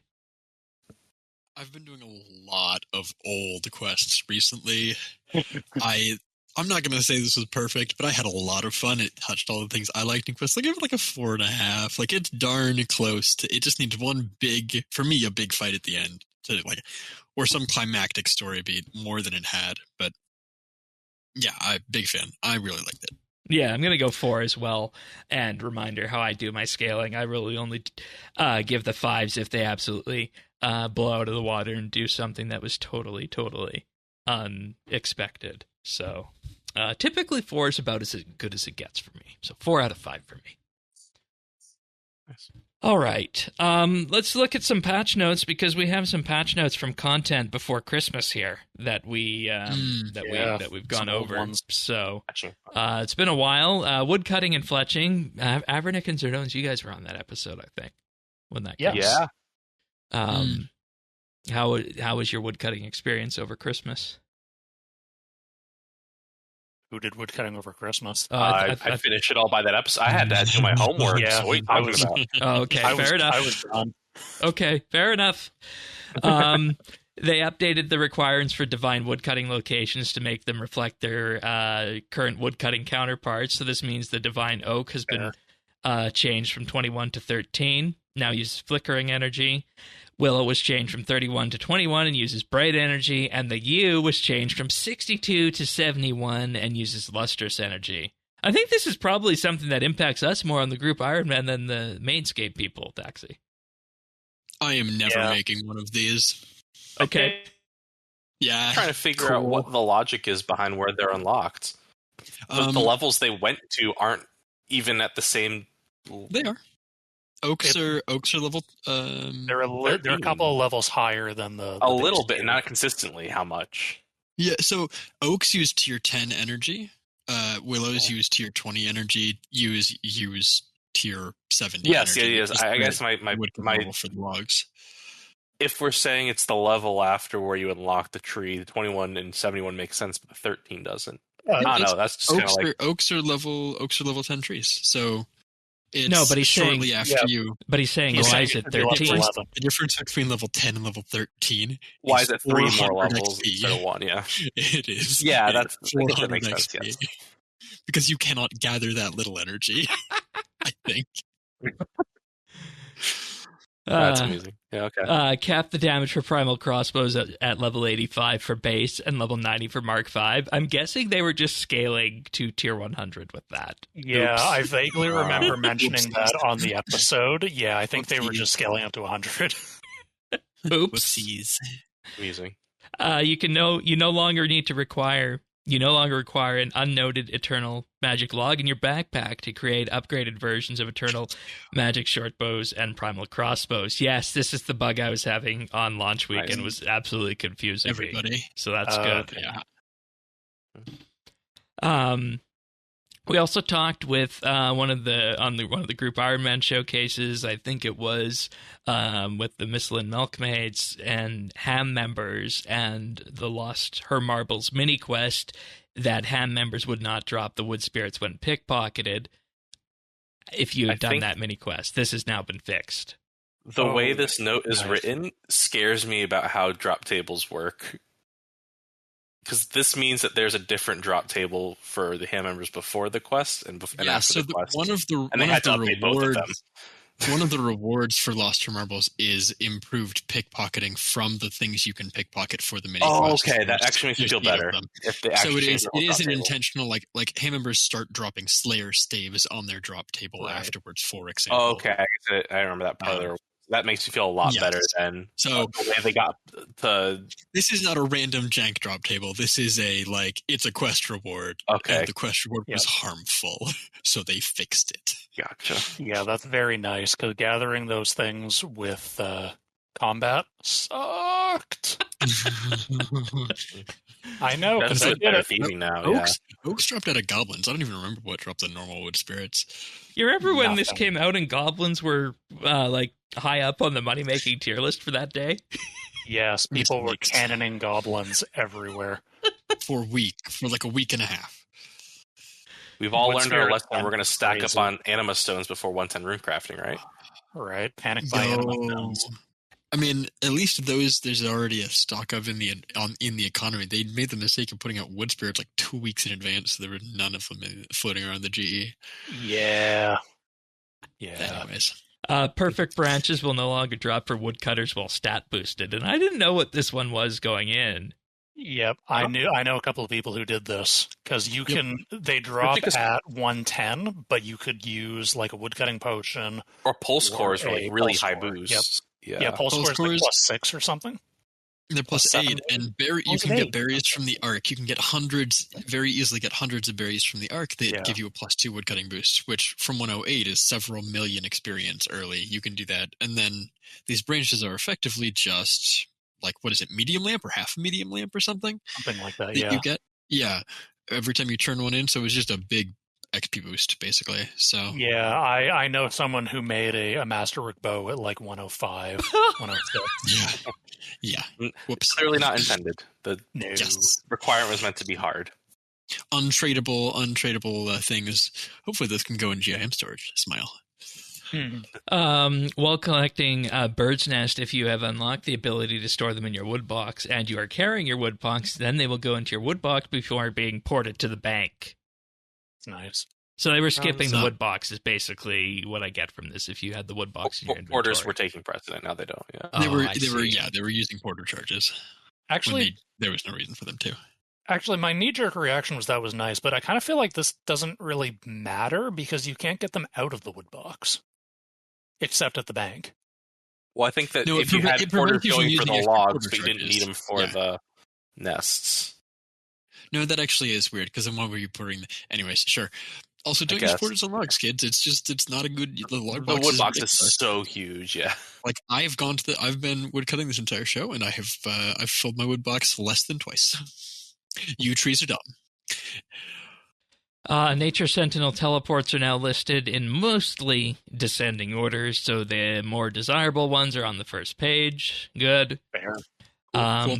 Players can now toggle whether they want to receive Incando hatchet fragments when training woodcutting in the new woodcutting section of the settings menu. A week ago, I told someone this was an option and it didn't actually exist. I thought it was an option. Yeah. It should exist for archaeology. Yeah. It exists for everything. And for mining and for everything. I'm glad that now I was just correct, but in the future. You were just channeling your information from across time. This should be the way that it is. Make it so. Yeah. Recolorable titles are no longer require the base title in order to use it when the player has unlocked alternate variants. That was from one of those from the Christmas event, I think. Oh, okay. Yeah, the real present titles, you could unlock the purple or blue ones, but if you hadn't gotten the white one from present, you couldn't use it. Gotcha. Well, you could, but you had to unfilter the title list in order to see it. So if you went into the list of locked titles, you could find the real present, and then it would let you turn on the ones you had unlocked. but it wouldn't show up in the filtered list. This sounds better. As Yes, is. this is much As better. it now is. Yes. The Pink and Aurora Santa Hat's beards now hide player beards, averting catastrophic multi-beard pileups. I don't like this. I was, because I got a purple Santa hat and I put the beard on it, and I was really upset because my character model has a beard, and I was really upset that I don't just have this silly, stupid double beard. I'm on record. I'm against this patch note. Okay. You are in favor of catastrophic multi-beard pileups. I am super in favor of catastrophic multi-beard pileups. Darn. Well, can't win them all, I suppose. Nope. Maybe next time they'll get you. The mining skill guide has been updated to list size 6 stars and larger as members only. And an inaccessible star near the poison waste has been moved further east to an accessible area. This was really funny on release week. Yeah, I never encountered this, and that sounds awful. It was clipped. Clipped into the mountains, and you could get to it by teleporting with your golem outfit. So people were saving their golem outfit teleporting in case there was a large star at this location, because you could teleport next to it out of bounds. Yep. With the outfit. Yeah, the golem outfit or the buyable teleports from the shop. If for some reason weren't stockpiling stardust for your trim wreck. But now it's just off the path by the entrance to the Lost Grove, so it's a lot easier to get to. Oh, that's good. Possible to get to. They have also changed it so that you can claim the daily shooting star reward from any star sprite as long as at least one star has been interacted with that day. Yeah, that seems fair. Sure. Gold spirits and astral runes that are hard to get a hold of sometimes otherwise. Yeah. For irons. And a little mining boost. Yay! Yes, the mining boost, yeah, because that doesn't scale with the amount of stardust you're turning in anymore. Yeah, that's actually really nice. That hour-long mining boost is... I heard it's pretty good for gate. Ooh, that would make sense. I can see that. It works on gate. It also works on sandstone. It's one of like 3 buffs that can apply to red and crystal sandstone. Interesting. It's that resource flora and the collector's insignia from hard mode barbarian assault. That's the 3. If anybody was curious.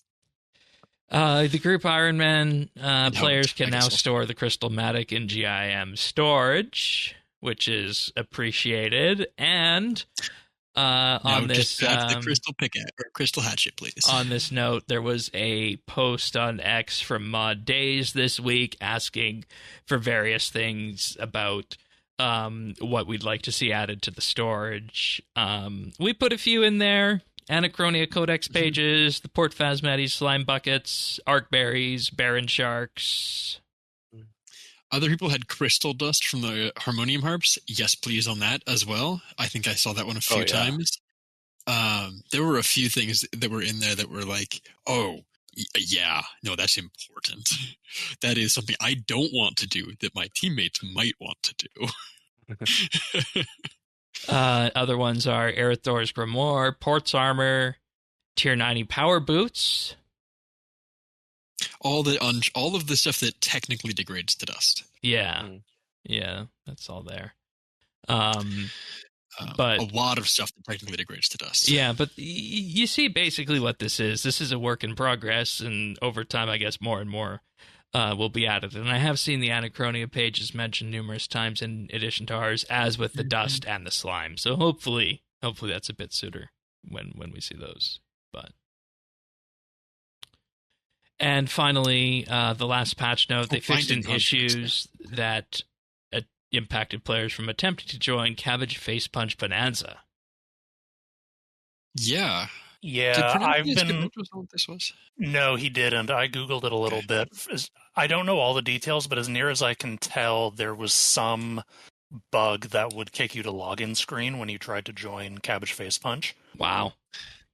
It was something that you had to have enough people for there to be an enemy team, because some people have to be the gorillas trying to face you, and if you didn't have enough to populate both sides of the team, the game freaked out and kicked you. Yeah, well, I think it's because Cabbage Face Punch is an instant shard world. So probably what it was doing, it was probably trying to spin up a world to load the game, realized that it couldn't start the game, tried to kick you back to whatever world you were on, but it didn't handle that properly, so it just logged you out.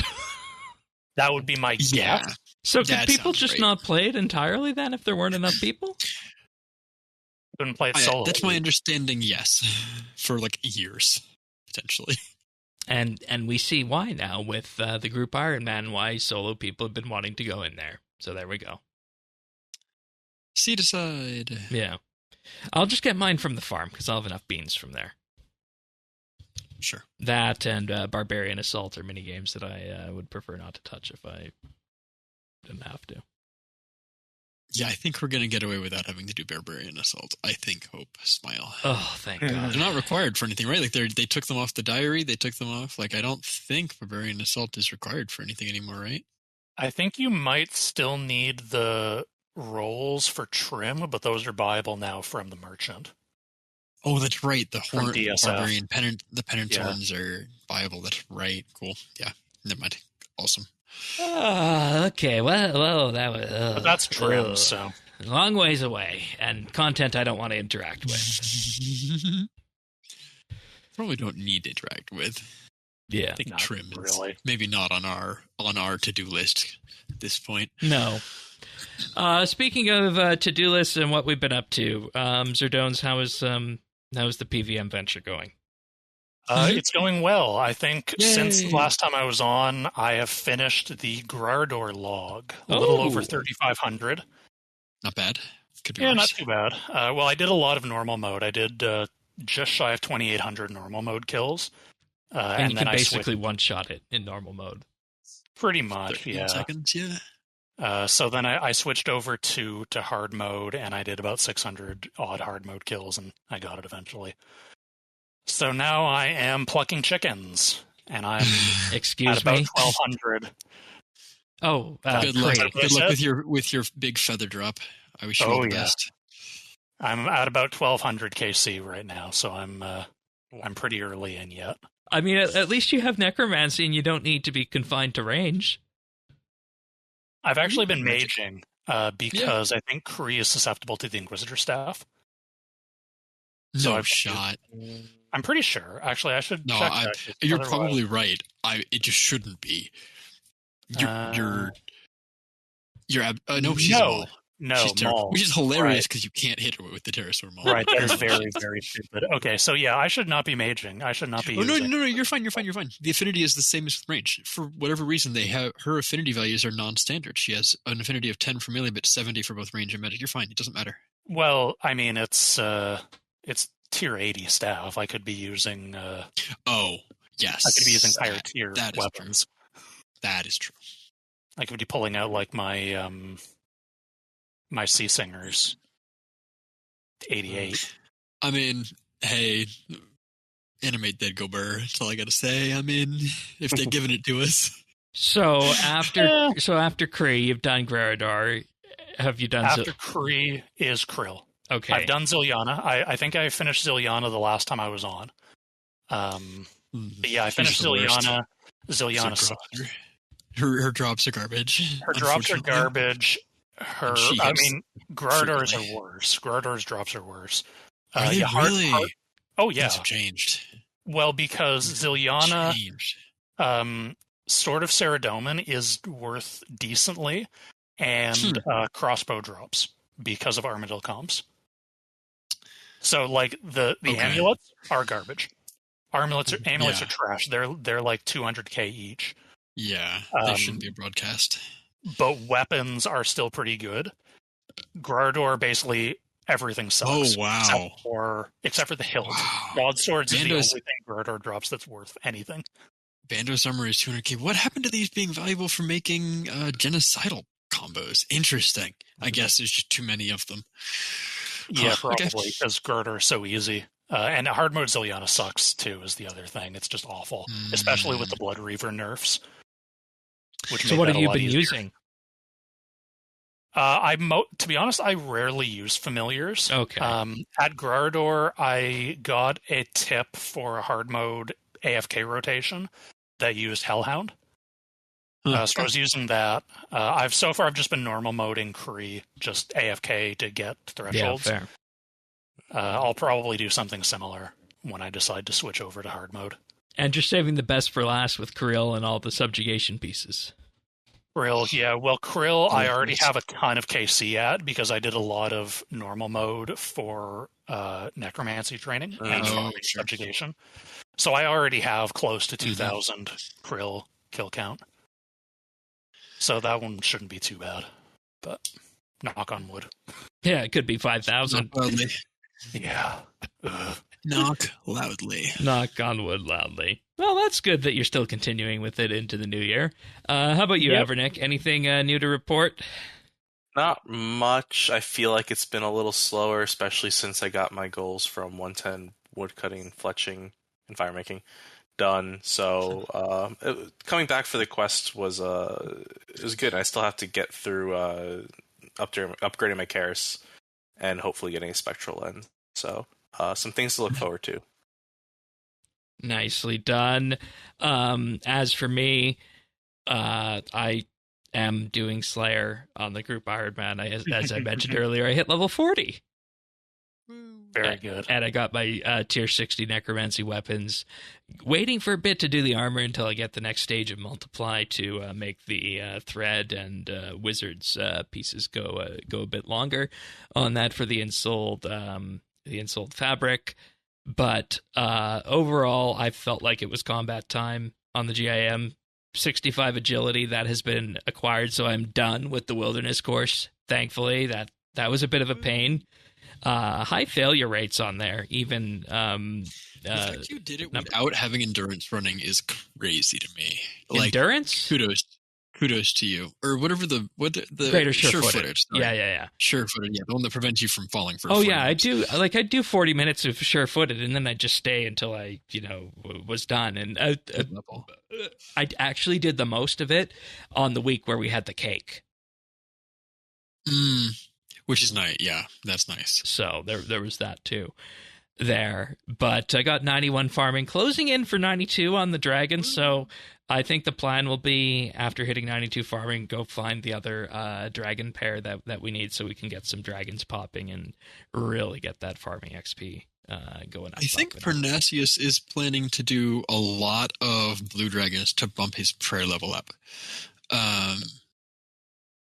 And it would be nice to have, we have the green egg, so no matter what happens, we can make all the colors of dragon. So whatever dragon egg we get, we're good. Yeah, we just got to make sure it's the right gender. But they'll adopt eventually. Yeah, just like the yaks did.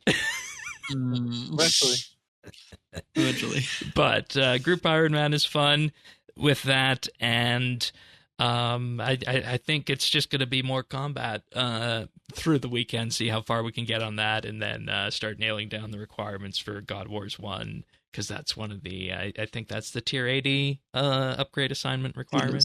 So God Wars 1 for tier 80, God Wars 2 for tier 90. Yeah. So and I which feel is like the same requirements, interestingly. The only difference is you need 80 prayer. Yeah. And I feel like I need tier 80 to really just fit into the combat regime as I know it, and then unlock all the necromancy abilities, and then I'll be in my comfortable place combat-wise. So, power-wise, rather. But, you're right. I was going to end the show, but you got to go, Thaxy. Sorry about that. Yeah. I continue my quest push. I'm up to 350 quest points, and every time I think I'm getting close to I have 2 quest series left. But I keep unlocking more quests. Today I got Grimtail. I'm getting my woodcutting up for Branches of Darkmire, and I apparently only had woodcutting requirements left for Grimtails and Back to My Roots. So those are now on the list. We're getting very close to the end of the quest push, probably couple dozen quests, and I am caught up, so to speak. So that's feeling really good. I did all of temple trekking. Took about 2-3 hours. What? Tuesday. Yeah. 2 to 3 hours only? Yeah. You let the NPCs fight stuff. So you have the choice of you can go through it quickly and get a lot of reward tickets. I walked out with about 3,000 bowstrings. Or you can have, except for the 2 hard companions who don't really fight things, you kind of have to just rush through levels for them, which gives you a lot of rewards. But the other NPCs, they get 20 to 30 levels if you just let them solo. You just tank things, and let them solo. So I had a setup where I had 1% accuracy with tier 80 armor or tier 70 armor. Like I was wearing partially melee and partially necromancy gear with a tier 10 necromancy main hand.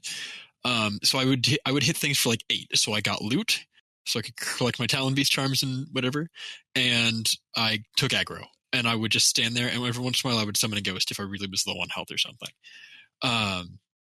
And yeah, the NPCs just took care of it, and they would gain like 20 levels a thing, and that was it. You don't really, until you need the more elite diary, you don't have a need for the easy companions anyway. So I walked out of there. I have the Ouroboros pouch. So you aren't done completely to the point of the Mauritania elite then. I have 20 levels left on each of the 2 hard companions. I'm effectively done. Oh, okay. But I have the teleport on the games necklace. I'm at level like 540 out of 594. So I would call it. I feel done. I'm not going to go back for a long time unless I need bowstrings or actually care about the lumberjack outfit. Yeah, that's fair. So I did that. That was for part of the day on Tuesday. And then I've done all of the forts. I've gotten like 15 construction levels by literally just building the fort building for the first time. Like I haven't rebuilt anything. I've done very little other construction training. Oh, so you didn't have your fort buildings built? Nope. So I'll hit probably level 76 building the I'll hit maybe 77, 78 when I'm finishing off the fort series, but I'm currently, collecting all the U logs to do that. Mm-hmm. Yeah, that's kind of been it. I'm trying to think I did one other quest series since last week. I'm trying to remember whatever I said last week I was going to do that night. That's what I did. I did all of the Elder God Wars series quests. So that small thing. As an address quest, Desperate Times, Desperate Measures, You Are It, Battle of the Monolith, like that whole series. And yeah, some of those there's a lot of dialogue in some of those quests. But they're good. They're just long. The Needle quest. Yeah, it was good. It's been a good week. Nice. Oh yeah, that reminds me. I did Fairy Tale Part 2 by accident last night because I decided I need fairy rings, and I was just going to do the first bit of it to unlock the fairy rings. But no, I remembered how the whole thing. How fun it was listening to the fairies talk and whatnot. So I just did the whole thing.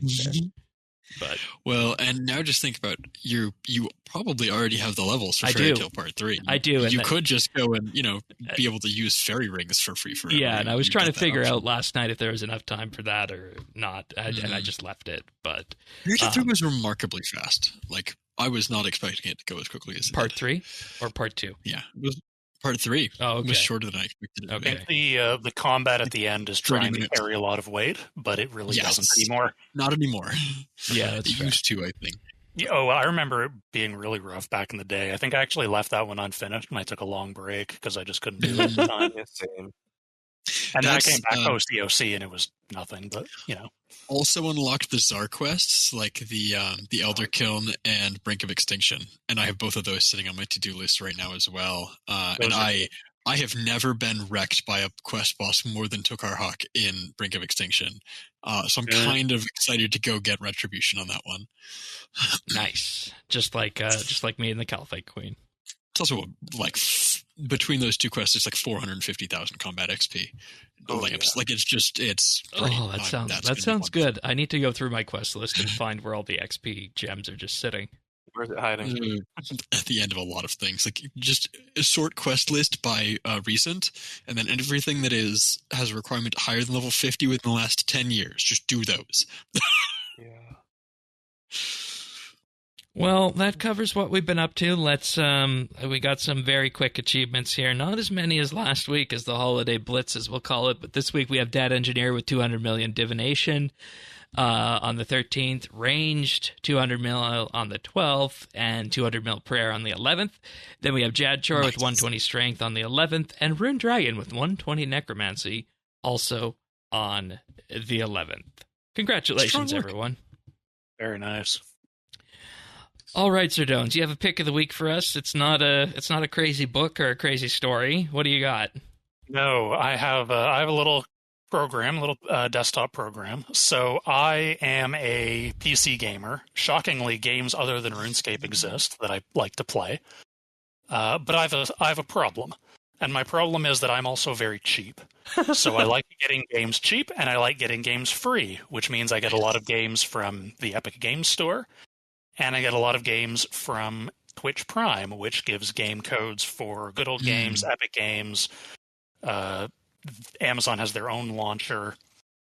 I get games on sale from a bunch of places. So I have on my computer, I have 7 or 8 different launchers for games between all of my games.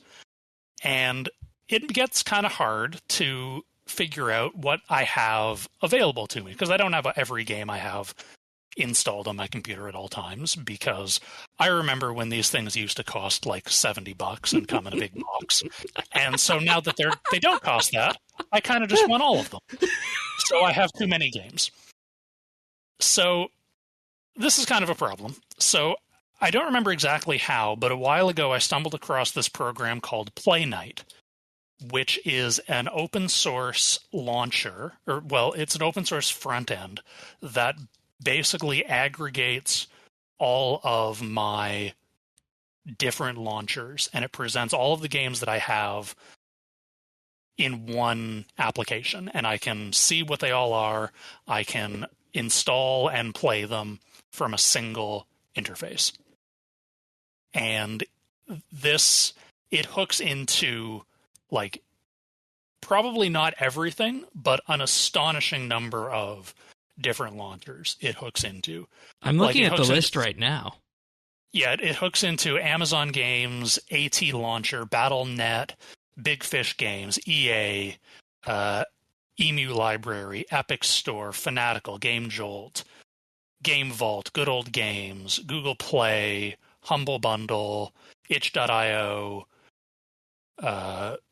MetaQuest, Microsoft Game Pass, PSN, Riot Games, Rockstar. Nintendo and GeForce. NVIDIA GeForce as well. Yep. Rockstar, Ubisoft, Riot, Xbox Live, Riot.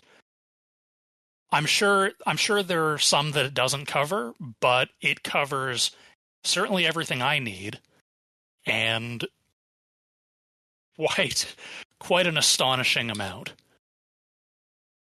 So how does it work if you need like a login or something to, say, a Battle.net client or a Steam client? It depends on the app. So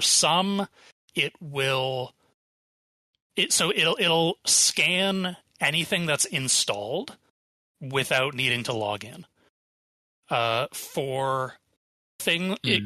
It can also scan what's in your library that's not installed, but you need to log in to the apps. So all the library integrations are basically extensions, so they're own little mini apps within the Playknight app. And so you log in, and it opens up an OAuth 2, like it opens up a little web browser, so it's not going to steal your credentials or anything. But you log into your EA account or your Origin account or your Steam account or whatever, and then it'll scan your library and it'll present it all in the interface. You can refresh it to rescan if you've installed things.